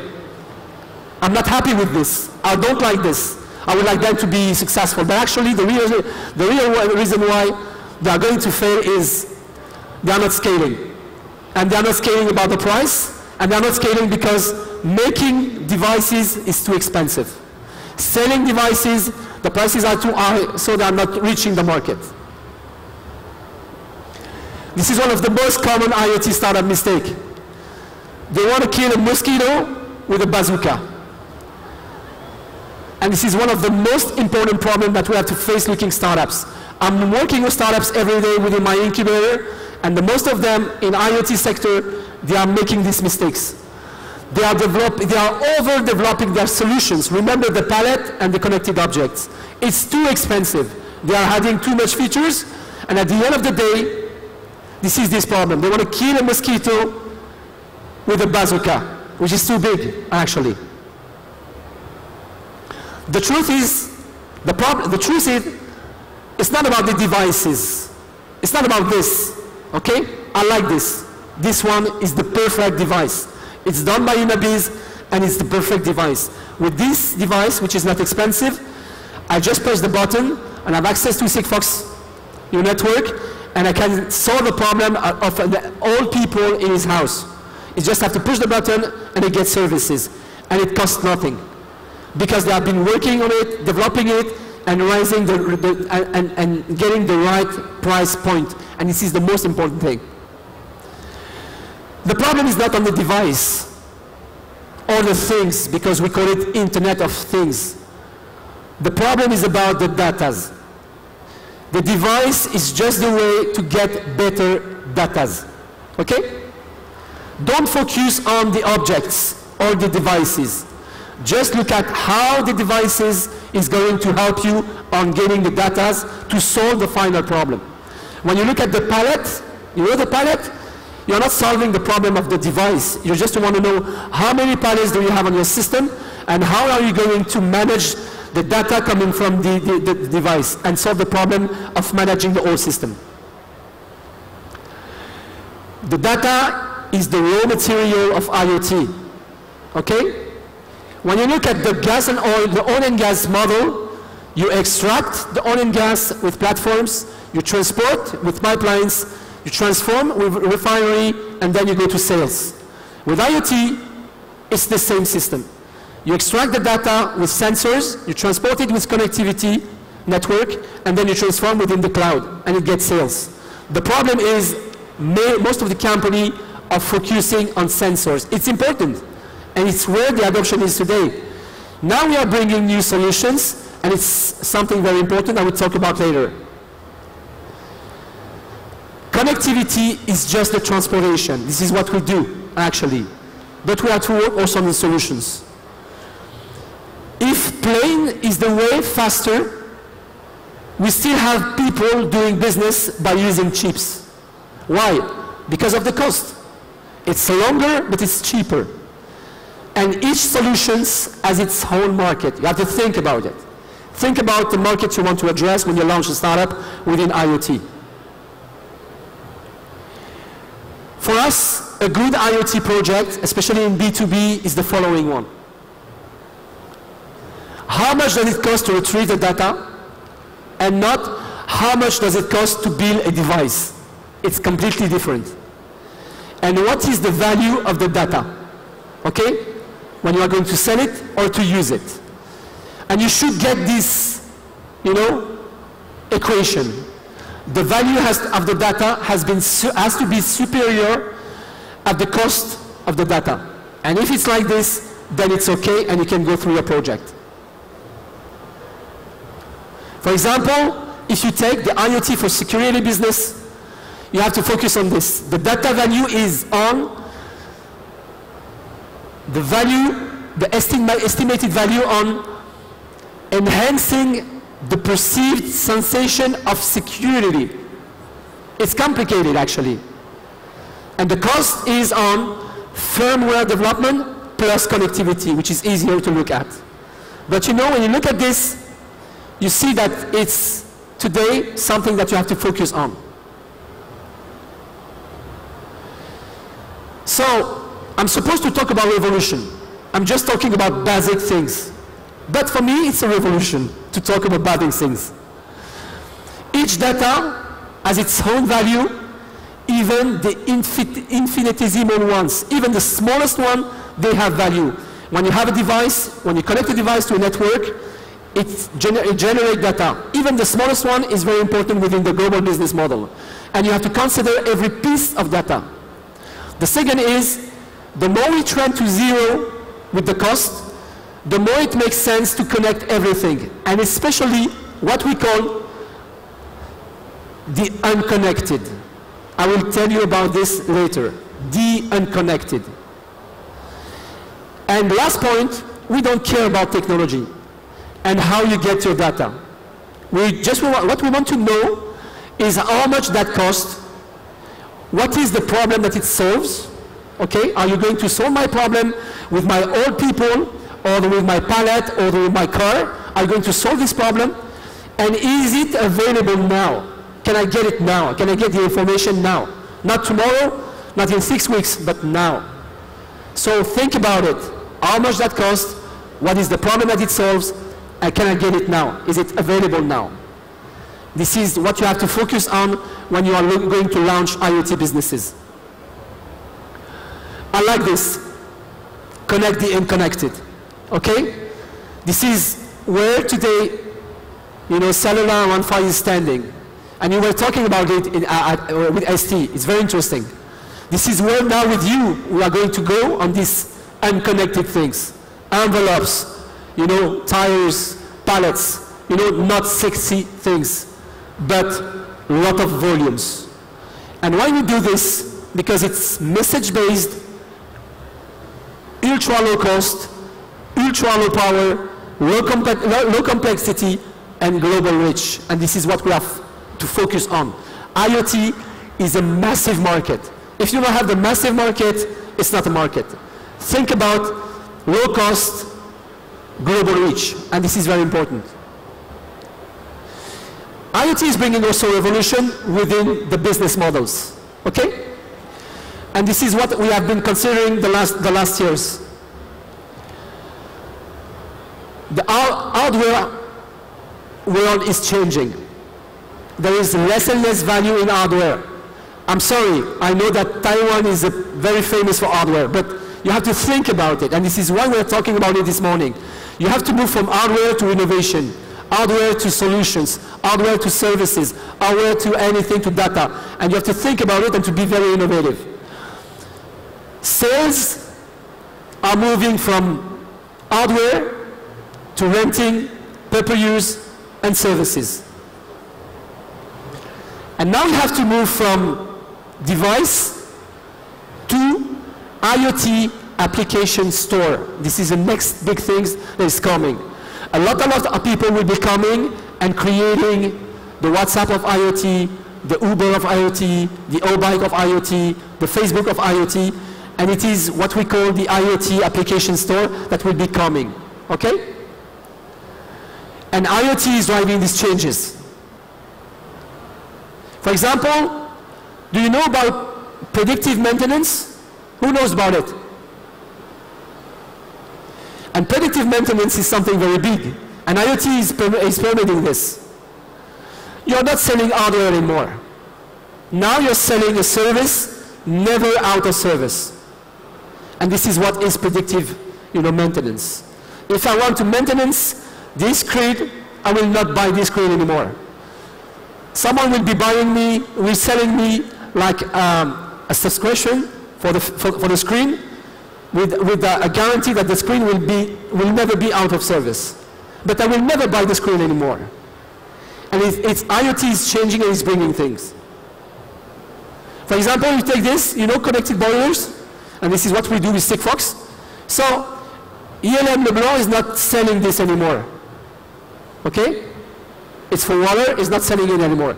It's selling the subscription fee to use the boiler. And inside there is a guarantee that I can use it anytime, and it will never be out of service. I'm not buying the boiler anymore, I'm just getting the service. Beer also. You're not buying beer, you're drinking beer actually, at the end. But you're not buying anymore, the machine. You're just renting access to beer. It's completely moving. You're not buying the machine. You're buying something that will guarantee you to have access to beer anytime. Who likes beer? No one? No. More than this, no? When you look at the model, predictive maintenance plus renting, you are not selling or buying a device. You are renting it, and you are analyzing its use. I'm talking about data. This is where you can get the information. And what are you doing with this? You're just anticipating, on changes. You know when the people are going to change this machine or this screen. So you're anticipating, and you're looking the right day where you will be able to push a new screen to the people. And IoT is allowing this. Even for landing gears. Okay, this is what we do today for Airbus. Okay, we are connecting the things. Are we going to sell this? No. Are we going to rent landing gears for plane? Yes. It's completely changing the way that we are going to do business. Do you know about this? This? Momo? Yeah? I'm not talking about Momo today, but actually, all the e-commerce players, they are pushing this. It's what we call the Trojan horses businesses. They are switching from a hardware business to a service business. So the idea is, do you know what your customer wants? If yes, sell it to him now. If my customer wants this jacket, I have to know that he wants this jacket. If I put like a tag inside, I can sell it to him. If he needs like milk for his kids, I have to know where the milk is out. It's not available anymore. So I can sell and push milk to him. Okay? And it's a device which never fails because it's predictive purchase.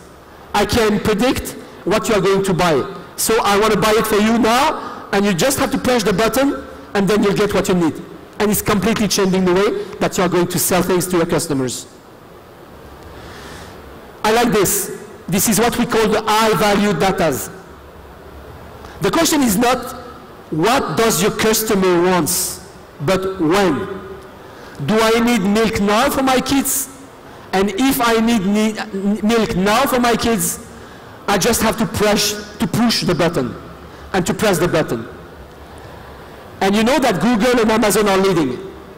But some European players, some Asian players are coming to the market, and IoT can help them to do it. Tomorrow, I'm sure that he was talking about shops, unmanned shops. I do believe in this. But tomorrow, the products will tell you directly when to buy him. Okay? So the TV will say, buy me now. There is no sellers who are going to tell you, you have to buy a TV. The TV will tell you, buy me now. And sometimes they will not even tell you. Okay? And they will come to you when you need them. Is it the future? No, it's coming about 2 or 3 years. Milk will be coming to your house without asking anyone. because of this. And don't think that it is something that is going to be futurist. You know, it's possible today. The only reason why it's not done is because of us. We are resisting and we don't want this to happen. But it's possible. And the value is not the milk. Actually, the milk is good, but the business is on value and the data. And at Sigfox, we are able to do this today. Why? Because we are global, because we are reliable, and because we are very simple to use. And you can do it in 40 countries.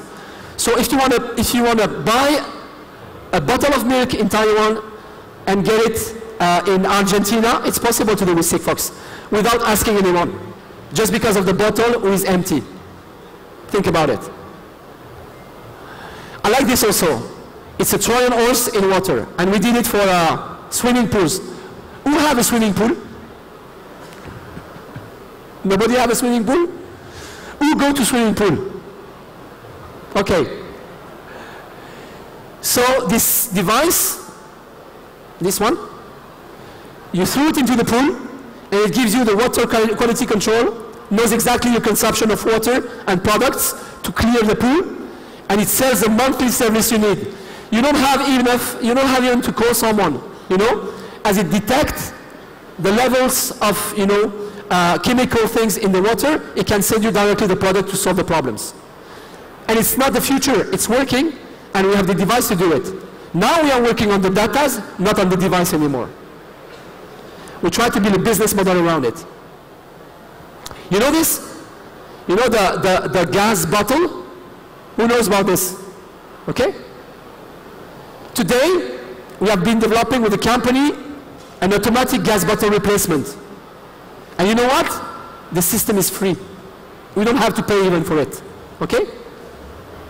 It's free and it's working. I can now change my bottle of gas without asking anyone. It detects when it's empty and it sends you directly the things, and someone is getting to you. Take the bottle, replace it with a new one without asking anything. And it's working. From our customers' feedback, and it's very important, $1 in subscription is worth 10 times in valuation. It's very important when you do your business and when you launch your companies. And analyze the real value of your data. You know, I'm very far from devices. This is the right way to collect data, but you have to see the real value of the data.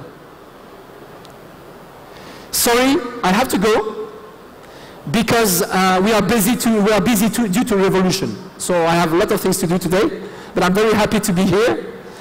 And if you need anything, and if you want to join the revolution, you know, we have these people of Unabis who are present here in Taiwan, and they are very famous. So the headquarters is here, you have the address, so you can bring your own croissant. Coffee is available there.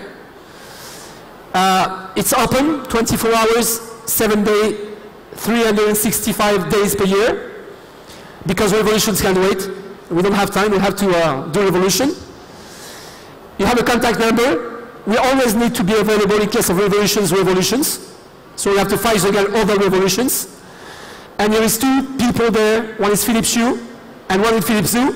But as you see, if you want to do revolutions, your name has to be Philippe. Okay? So thank you so much. Thank you for welcoming me. I'm fully available to answer your questions. Thank you.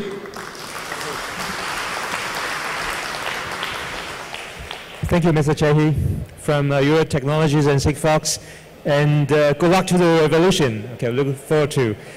谢谢来自 Euro Technology 跟 Sigfox 的 Chehi 先生带来很精彩的演讲。我想物联网现在很多在谈的是说关于一些装置硬体设备方面，包括很多感测器去怎么样把物联网建构起来。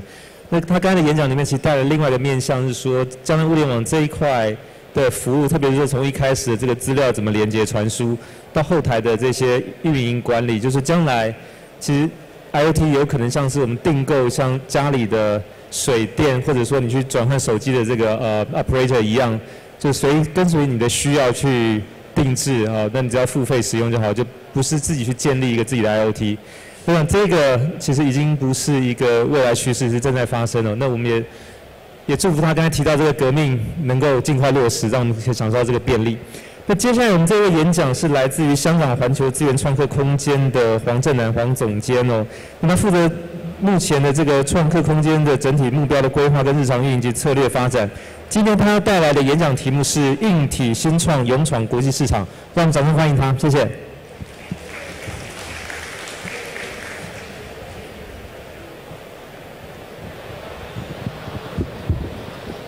Okay, good morning, everyone.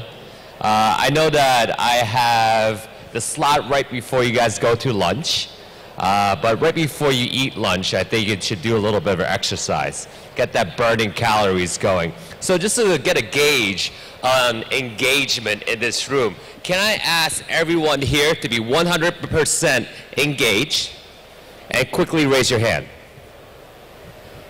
I got 50% engagement. Let me try again.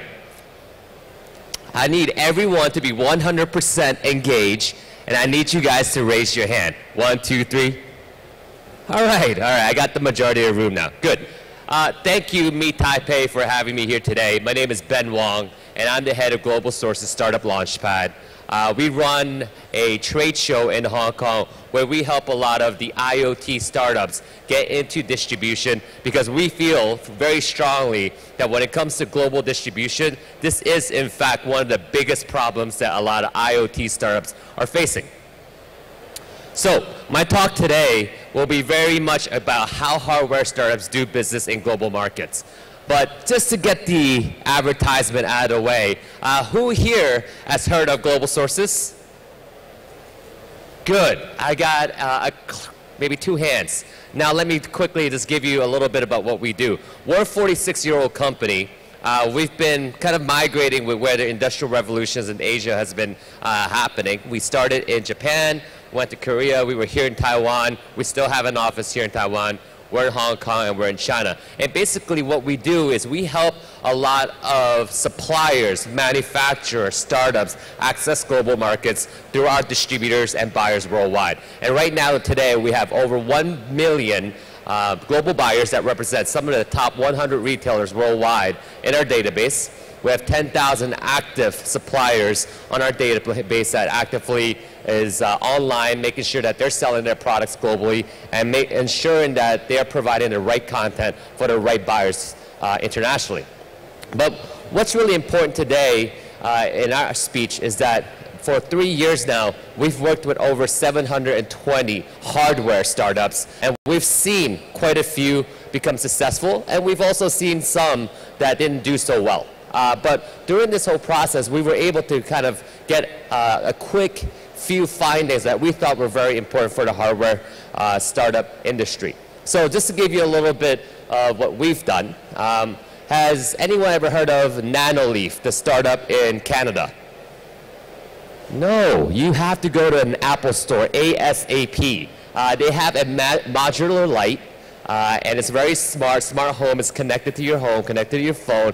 And basically you have the ability to kind of Lego set, attach your modular lights. And basically what happens is this Canadian startup came to us and they said, hey, I came off a Kickstarter campaign. I've done really well. We went 2 Kickstarter campaigns. We raised over 100 grand each. But now I'm having trouble accessing the distribution market. They came to our show. They talked to multiple buyers, multiple distributors, and now they're in over 800 Best Buy stores worldwide. And the last I heard, they're now in Apple stores all over the US, as well as all over Asia, selling their modular lights. How about MakeBlock? Anyone heard of MakeBlock out of Shenzhen?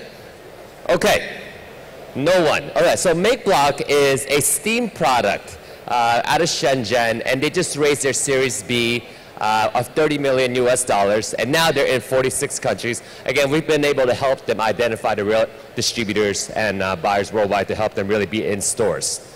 Okay, now I've noticed that no one heard of these 2 quite popular hardware startups. So let me ask the audience, how many here are in hardware startups?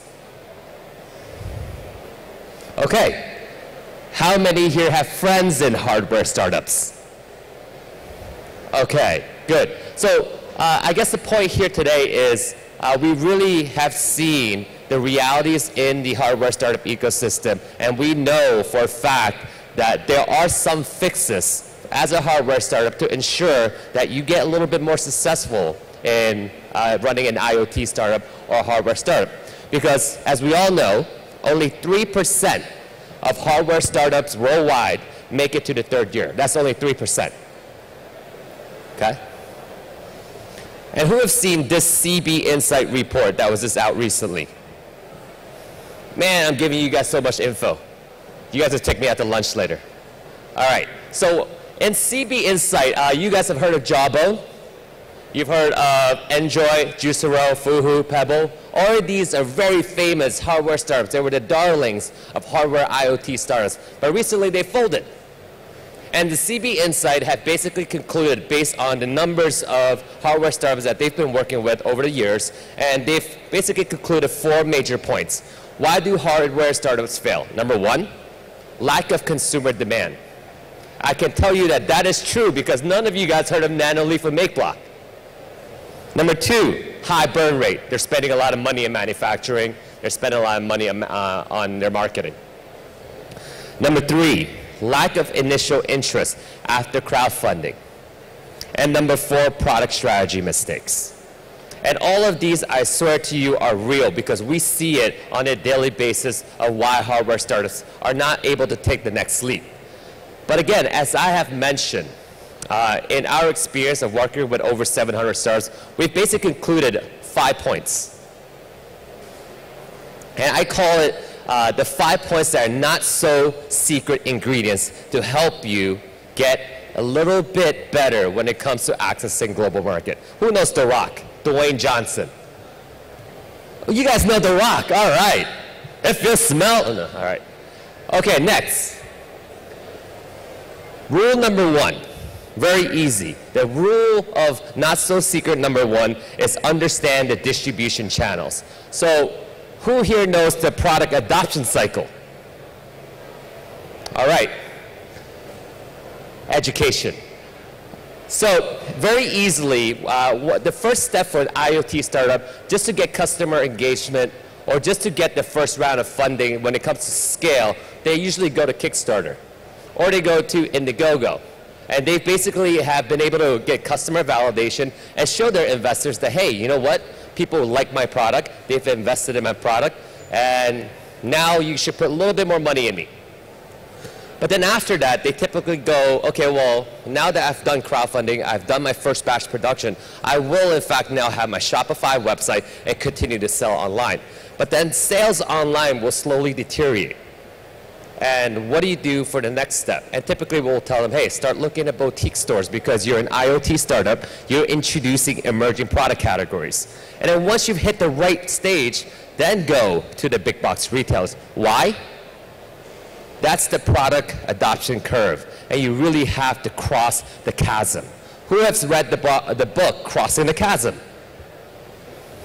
Write this down, guys. When it comes to running a startup, these things are super important because when it comes to accessing your innovators, the 2.5%, who here backed the project on Kickstarter or Indiegogo? I have an awesome maybe 3% of innovators in the room. Okay? Who buys online all the time? Who buys products online all the time? Okay? If I told you to buy a $2,000 3D printer online, who will buy it? Perfect.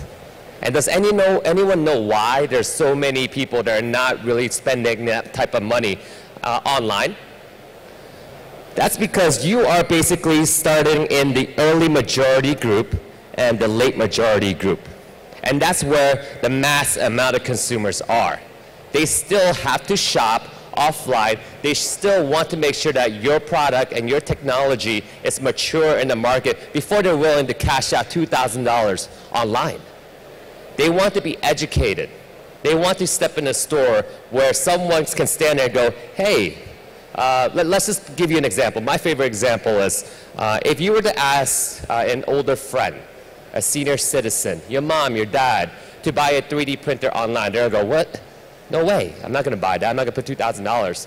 But if you said, hey, listen, come to the store with me. Go to Best Buy. Go to Apple Store. Let's go. And someone at the store goes, oh, Mr. ABC, if you were to buy this 3D printer, all you need to do is download files and be able to print out toys for your grandchildren.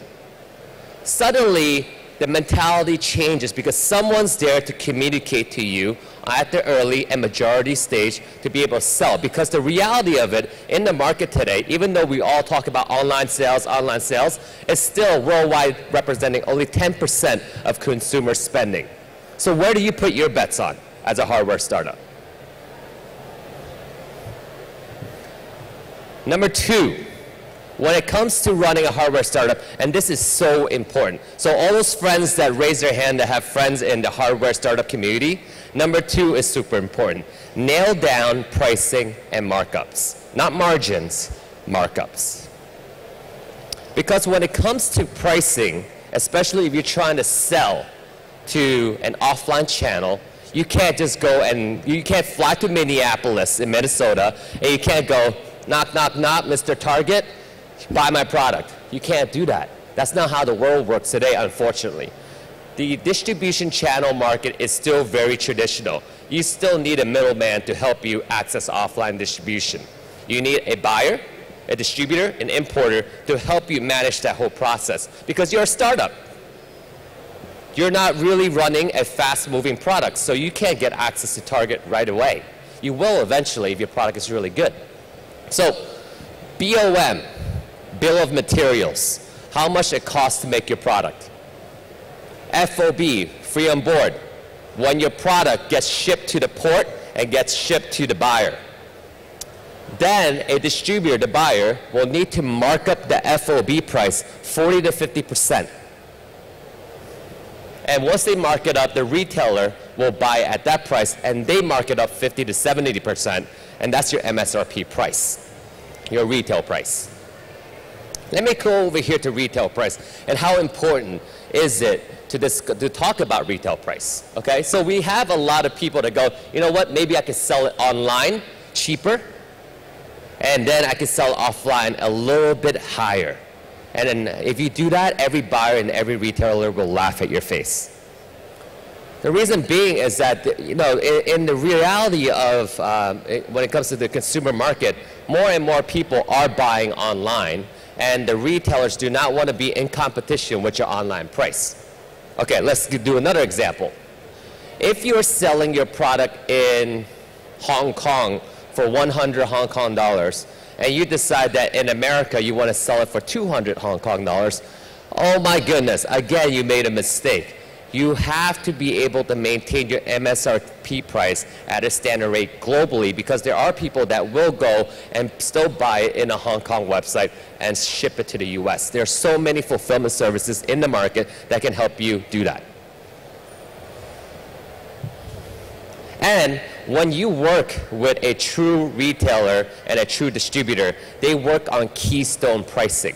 So when they go, one day when you get your IoT startups or your friend gets an IoT startup, what they'll do is go to an exhibition like this and go, look at my IoT startup, my MSRP price is $100 US. In the mind of a distributor, they divide it by 4 right away. They go, okay, so what's your FOB price? They want to hear $25. If they don't hear $25, you tell them $70, they'll go, thank you, see you later, and walk to the next booth. That's the reality, and this is the formula that they work on keystone pricing. Okay, number 3. The not so secret number 3 is apply Murphy's Law in manufacturing. What is Murphy's Law? Anyone know what Murphy's Law is? Anyone know what Murphy's Law is? Okay, good, we're getting there. All right, so Murphy Law in manufacturing, I think you guys have heard it. I mean, we are here in Taiwan. We're very close to China. We're very close to Shenzhen. Murphy's Law in manufacturing is very common. But for a startup, this is a typical manufacturing process, very high level, okay? There are definitely better charts than this. I put this together just last night, right? But the idea is that when it comes to manufacturing IoT products, there are always a risk of mistakes somewhere. Work with a high-end manufacturer, work with a low-end manufacturer, they'll always risk. And you always have to anticipate that something is going to go wrong. me personally, I just want to share with you some of the experiences that I've had. So I built a product 3 years ago called the Fishbone. We went on Kickstarter and we raised $150,000. We had 3,000 backers worldwide, okay? So I'm like, wow, awesome. Everyone loves this product. It's just a USB charging station. So what we did then is we went to the factory in Shenzhen, and I still remember going to a tooling factory. One tooling factory was very high-end. We walked in there, they told us what we wanted to do, they gave us the pricing, they did the specs for us. Then we went to another one, and I still remember I talked to the boss. The boss was smoking a cigarette. His shirt was up to here with his belly sticking out. But we went with him because his pricing was right, and we had a guy in Shenzhen to kind of just manage that whole process. But this is what happened. We did the tooling, and they were supposed to lock our tooling. We had contracts in place. We were supposed to lock tooling, and what happened when we left Shenzhen was they took the tooling and they gave it to another manufacturer, and the other manufacturer started selling our products. And I take it as a compliment because we were testing this whole process. But we went into the other factory and go, what's going on? I literally had to go in there and lock my tool because I can't carry it home. That thing weighs like an elephant. So tooling itself, very important, because even if you trust that manufacturer, you almost have to give them, or you have to, in your mind, think that they might screw you over. And if that's the case, what would you do? Just do it. And they're used to it, right?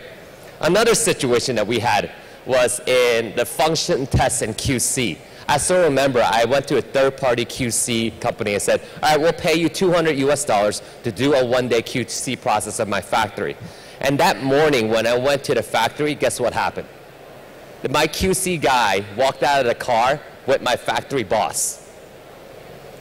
My QC guy that I hired walked out of the car with the boss of that factory. And I'm going, damn.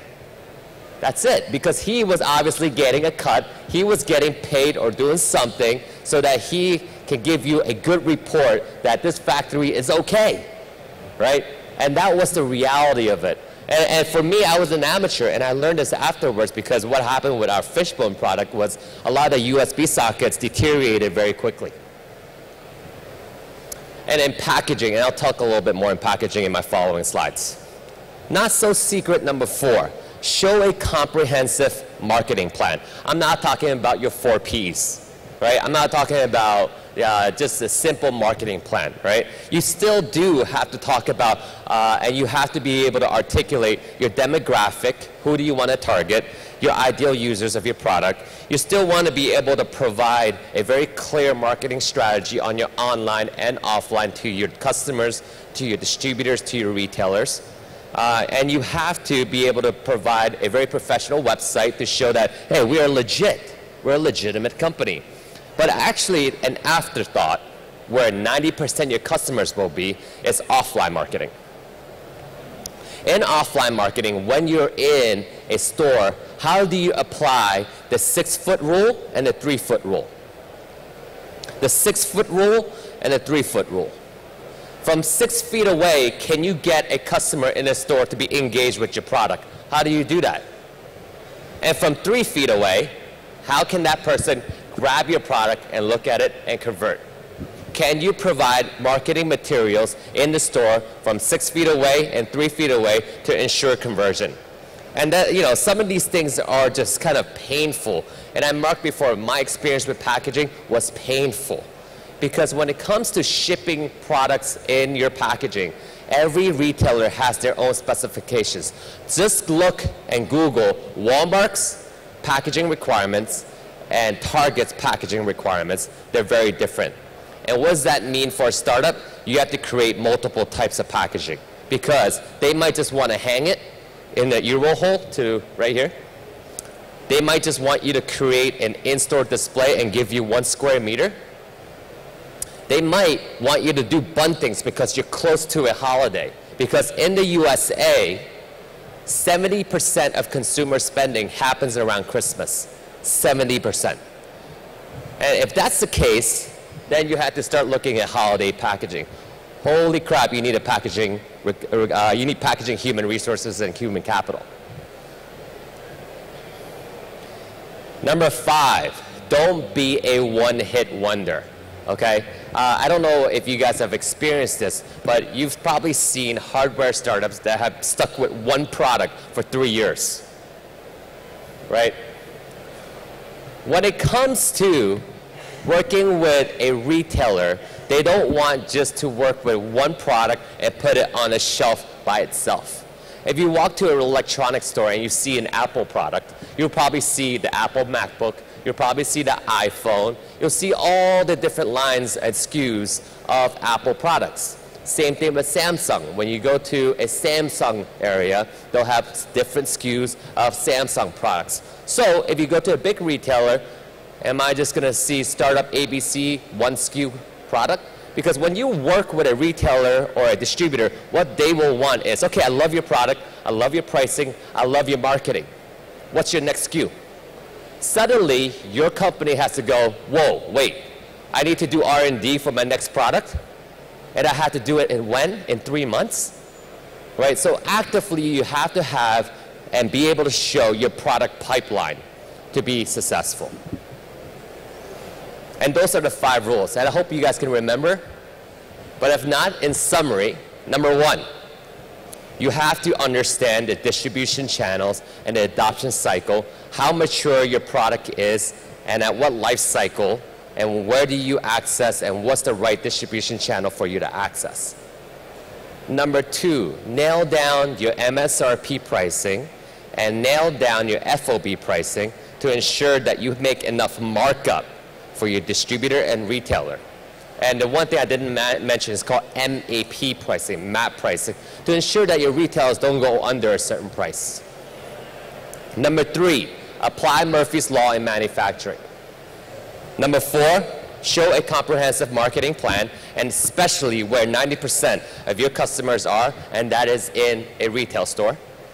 And number 5, don't be a one-hit wonder. Make sure that you show a product pipeline and other SKUs in your brand to ensure that your retailers and your distributors want to continue working with you. And quick end up with a little bit of a promo. If you are ever in Hong Kong in April, we have 300 to 500 hardware startups that are at these stages, ensuring that they have all the right components to go abroad. You will start seeing a lot of these hardware startups products overseas just due to Hong Kong being a very sourcing-oriented, logistic-oriented location. And if your friends are in the hardware space and they need to contact someone about how to really go abroad, contact me at benwong@globalsources.com. I have a Twitter account. If you want to tweet to Wong in it, Wong, W-O-N-G-I-N-I-T. Thank you.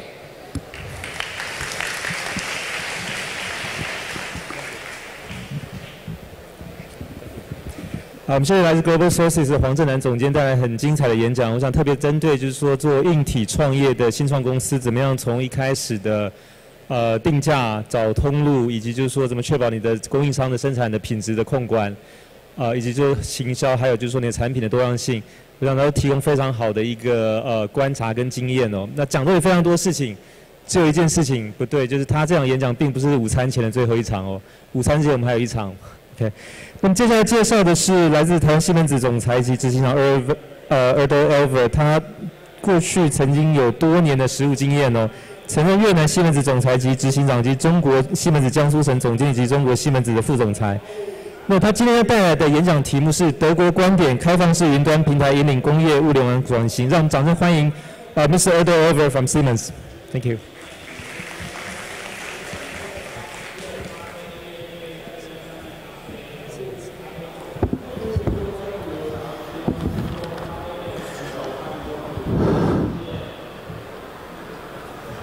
This is on? Yes. Ladies and gentlemen, good afternoon. 大家好. Pleasure to be here. Very interesting speech. It was, I think, a startup. Now we move from a small startup to a big startup, namely Siemens. We have been a startup as we have been established around 170 years ago. So, happy to be here. Interesting topics. As you might know, how many have heard about Siemens? Okay, it looks good. So I don't need to introduce my company.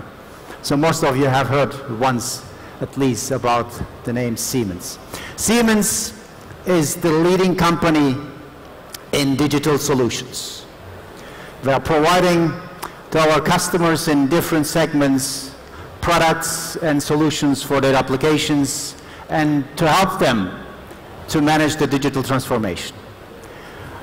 In my speech, I will share with you a couple of technologies we are providing to our customers to help them again to manage the digital transformation. Especially, I will share with you our latest, let's say, product, MindSphere, which is an open IoT operating systems for many different applications. Before starting, I'd like to share with you a short clip where we can see what we can do with all the huge data, big data, and smart data. So let's watch a small clip.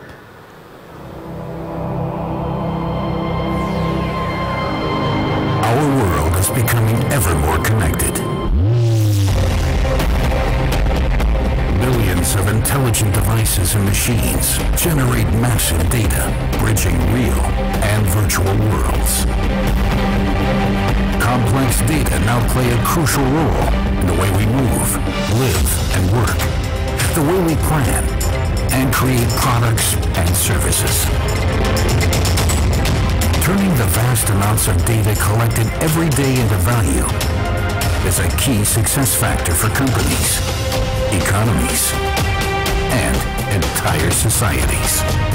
We have the domain know-how to transform the big data generated by our systems and products into rich information that enables smart choices.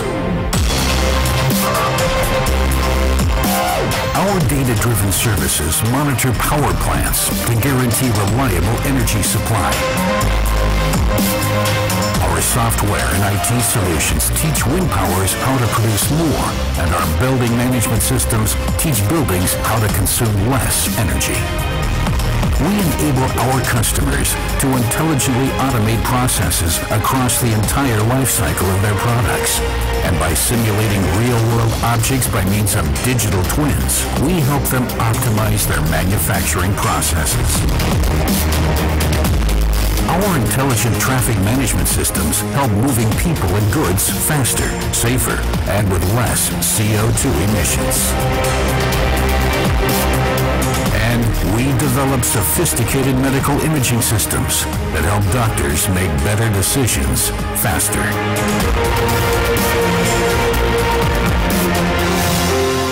We seize the data opportunity to create real value.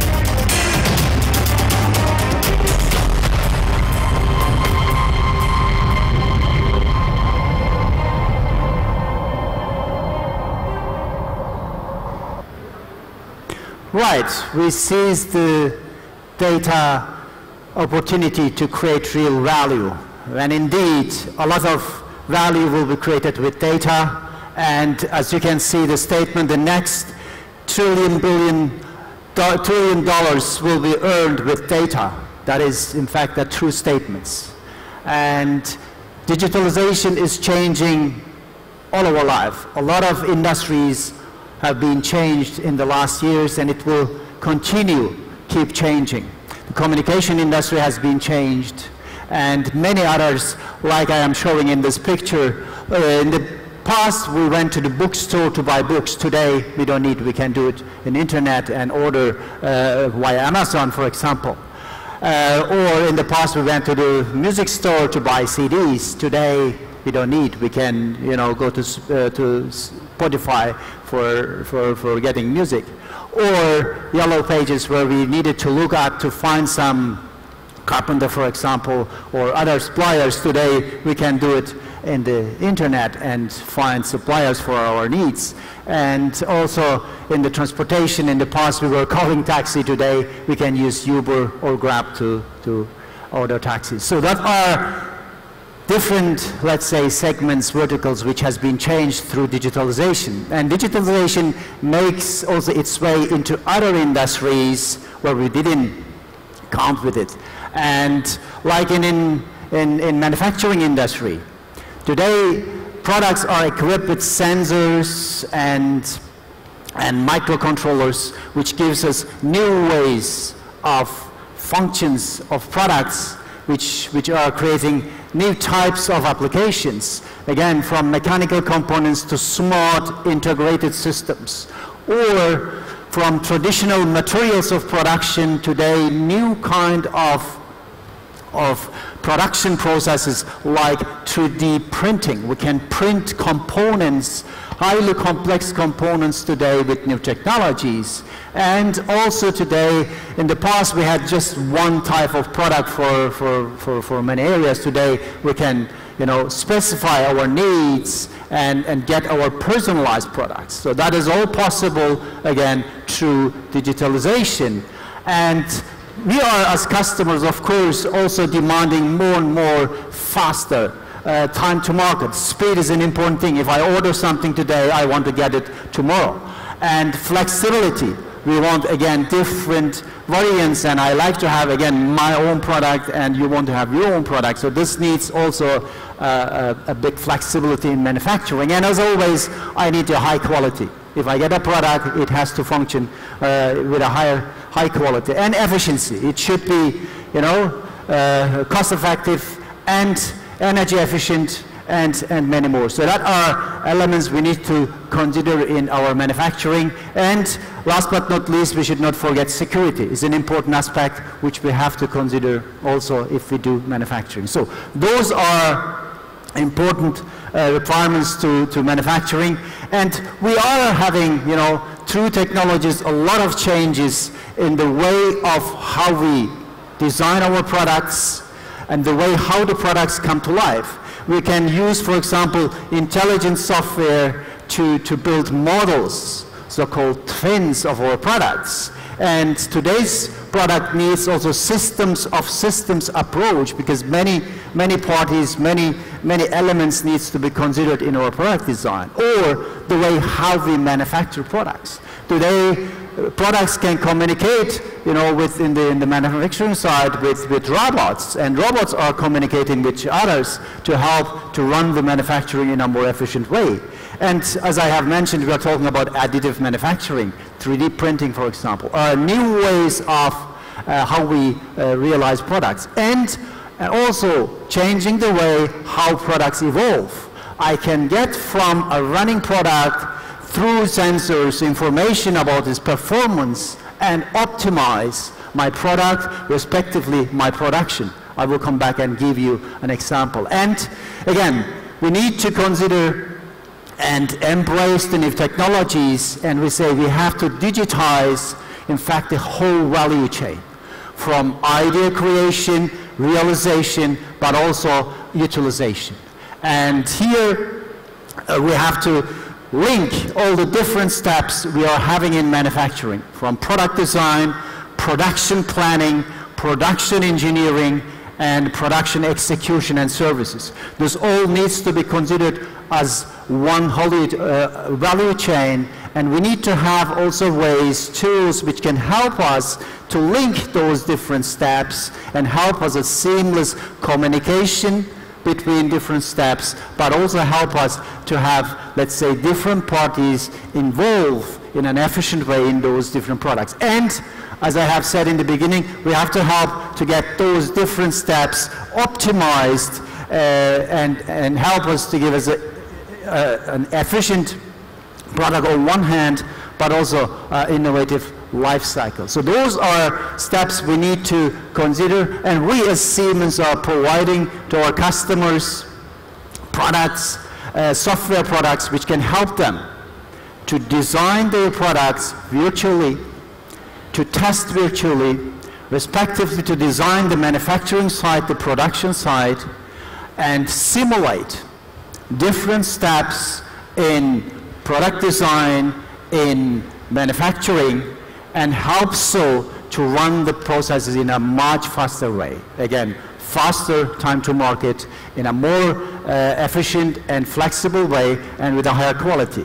We are providing products, again, to different parties who are involved in in product development, what we call here our team center. My pointer doesn't work, but you can see it here, yes. This is one of our software products which can be used by different parties, like by suppliers, developers, to get involved in the development process, design, production. But also we are providing our open IoT operating system, MindSphere. I will come back and give you a bit more insights on this, which help us, again, to get connected between products and data, and to help us to build, in fact, a virtual twin from different steps. And this is, in fact, the feedback in the development process from the production to the product, respectively, to different steps, which are different parties who are involved in the development process. And here we are talking about the digital twin. Once again, digital twin of the product, of the production, but of the performance of the product, which we need to have to optimize our product and our production. And this is shown very nicely on the slide. You see, I am talking about the product, digital twin of the real product, digital twin of the production, and also digital twin of the performance, if my product is done and is in operation. And through MindSphere, I can link, again, a product during its operation with the developers, respectively with the production side, and get feedback for the product itself, respectively for the production side, which helps me, again, to optimize my product in its life cycle and also to optimize the production step.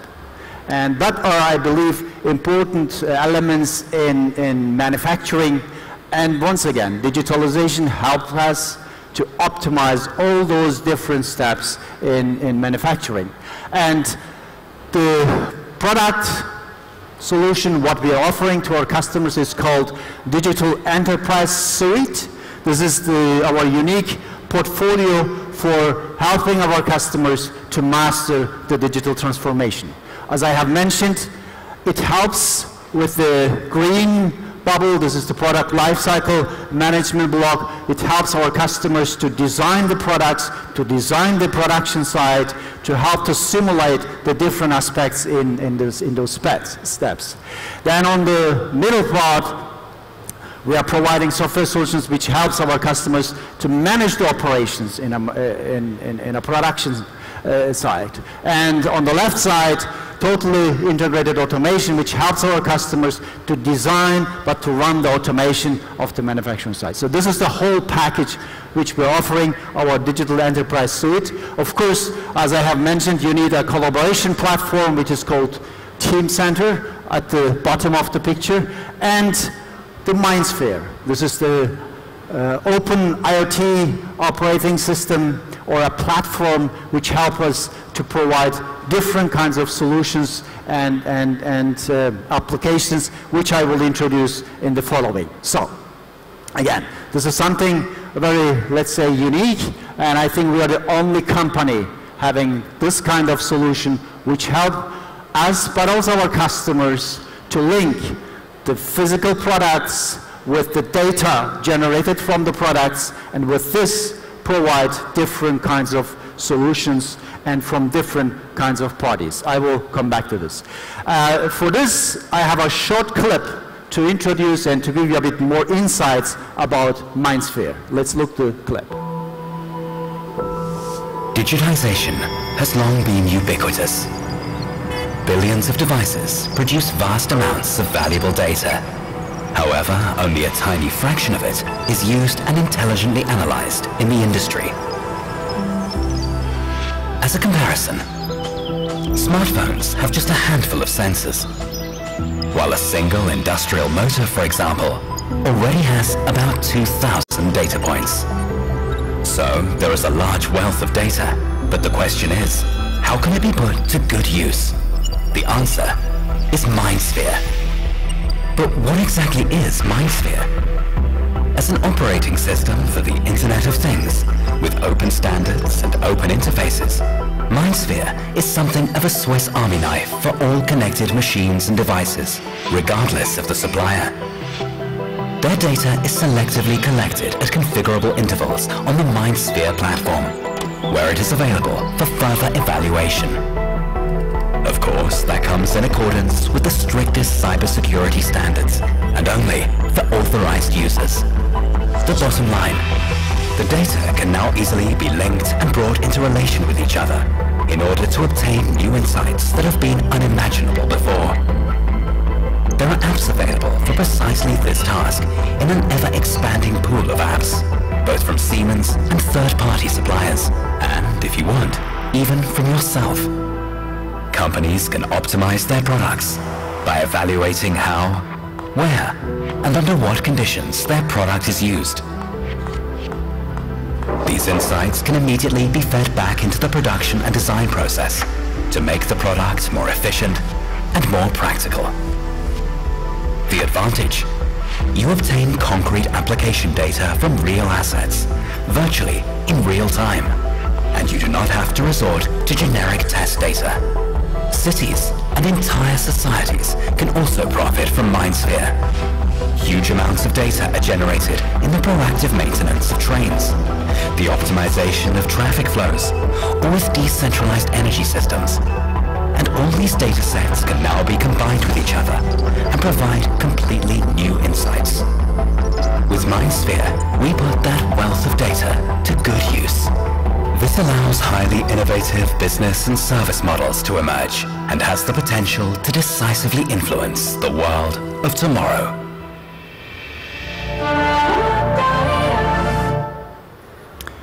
So, that is MindSphere, and I will use this slide to explain a bit the architecture of MindSphere. Once again, it is an open IoT platform, help developers and other parties who are involved in a development process to develop applications.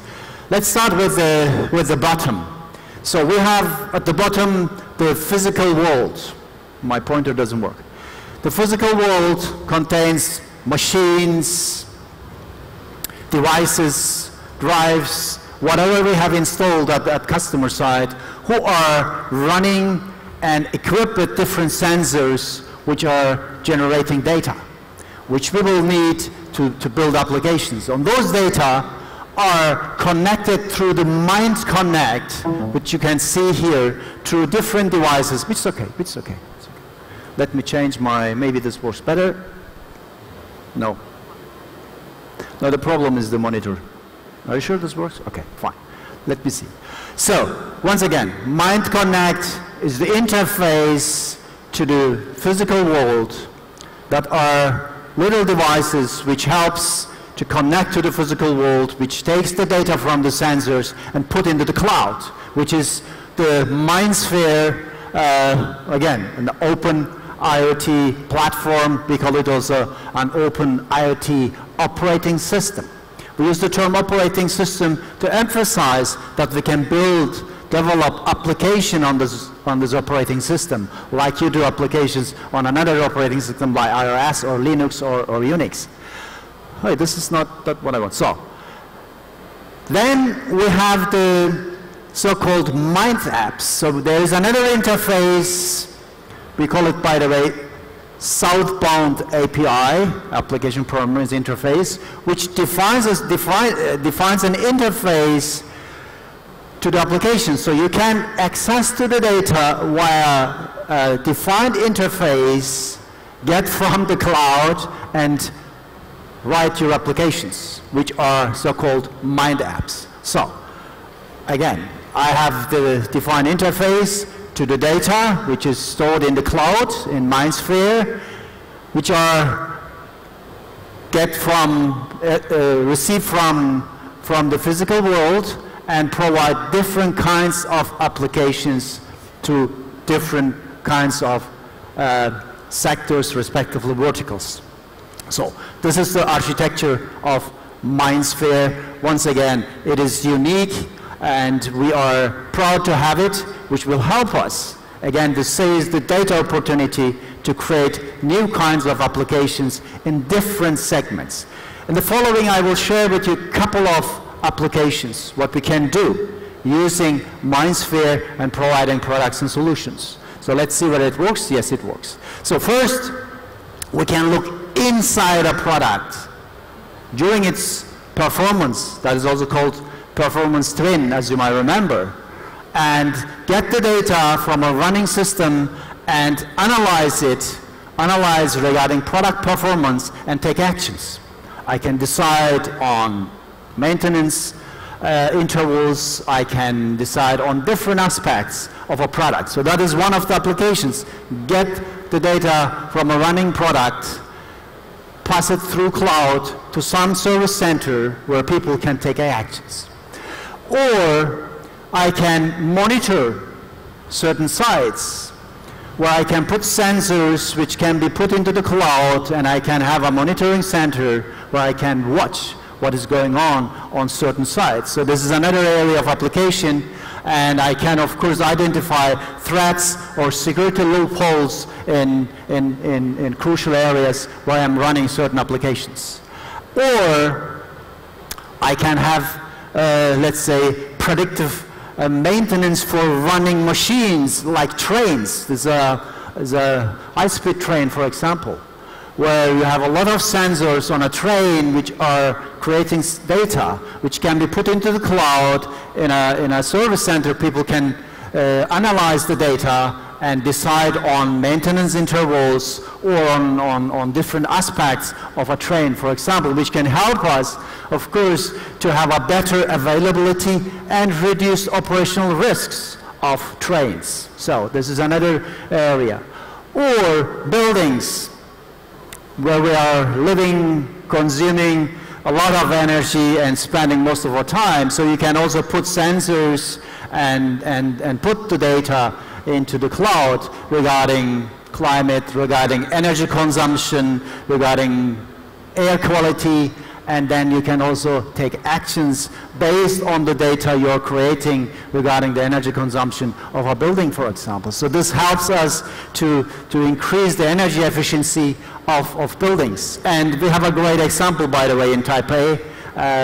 Taipei 101 is equipped with Navigator, and which is, by the way, one of the, let's say, tallest green buildings in the world, equipped with Siemens technology, and once again, using Navigator. Another example, fleet management. Wind turbines can be equipped with sensors, and those sensors can deliver data where we can decide, say, okay, we need to do certain maintenance soon because we are getting some signals from the blades, and this gives us some indication that a blade needs to be changed, for example, and we don't wait until it breaks down. So this is another area where we can do remote maintenance, respectively remote monitoring and taking actions for preventive maintenance. So that is another example. Other areas, machines running, creating data can be also monitored, and which would help us to reduce unplanned downtimes. Because if you don't know what's going on in a machine, then you cannot plan. But if you know, and if you get this information put into cloud, and your service engineers can do remote controlling, remote monitoring, then this can help us to increase efficiency levels of our machines. So those are different verticals. We are able, again, to use the data and create new kind of applications which are helping us, again, to optimize the whole value chain of our product development, respectively, production. And I think we said in the beginning, digitalization is changing everything. And I am now rewriting it, saying MindSphere changes everything by quickly and easily connecting the real world with the virtual world, respectively digital world, again, to define different applications. And this is, I think, important, helping us to create strong partner ecosystem. I know there are a lot of IT companies, startups, so I am inviting you guys to look into it, to work with us, become one of our partners who can develop applications with MindSphere. So I have another slide, I will come back to this. And once again, we are here providing technologies which can help us to have a closed loop innovation with the complete digital twin. Once again, I have product twin, production twin, performance twin, which can help us, again, to run things in a more efficient way. So those are, let's say, new ways of doing things with MindSphere, and this will help to drive business success with powerful industrial applications and digital services. One more word again to the ecosystem, partner ecosystem. Through MindSphere, we are able to bring different parties together who are working in a development. And as you can see on the slide, we have different roles, partners involved in a development. This can be consulting partners, connectivity partners, application developers, and I am assuming many of you are from that sector, technology providers and others who can use the cloud to access to different, let's say, data and to provide applications. And here a couple of partners in this picture on the right side, on the left side from you, you can see we're already working with us with MindSphere and helping with this to build a very nice partner ecosystem and helping us, of course, to help our customers to master the digital transformation. That is it. Thank you very much. If you have any questions, welcome to connect me and LinkedIn, respectively. My colleagues here already present in the site. Thank you very much. 我们谢谢台湾西门子总裁 Mr. Evan 先生很精彩的内容分享哦。那我们今天上午的5场演讲，我们有3位来自个别是意大利、法国跟德国的观点，以及我们台湾本地跟香港，总共5场演讲。 集中在基本上谈的是物联网，特别是工业物联网这一块，从现在正在发展的技术、形成的产品、提供的服务跟可能的商业模式，以及碰到的挑战。我想这个内容很丰富哦。那接下来是我们中场休息时间，下午呢我们还有5场演讲哦，所以也很密集。接下来下午的5场演讲，我们要谈到的是5G 通讯，谈到区块链，谈到工业4.0，哈，分别是来自 Ericsson、IBM 跟 Intel 的代表。 另外，我们还有2家来自创投的业者要分享他们所看到的全球的创业投资的变化，跟特别在亚太地区发展的一个趋势哦。那接下来呢，我们休息时间到2点钟，所以大家可以用餐，到外面参观我们的摊位以及交换名片哦。那我们下午2点准时回到这边重新开始，谢谢。 谢谢各位贵宾，我们户外有生活市集可以购买午餐哦，那欢迎各位贵宾前去参观选购。然后我们展区的后方也有咖啡杯可以买咖啡哦。那我们下午场的活动2点正式开始，谢谢。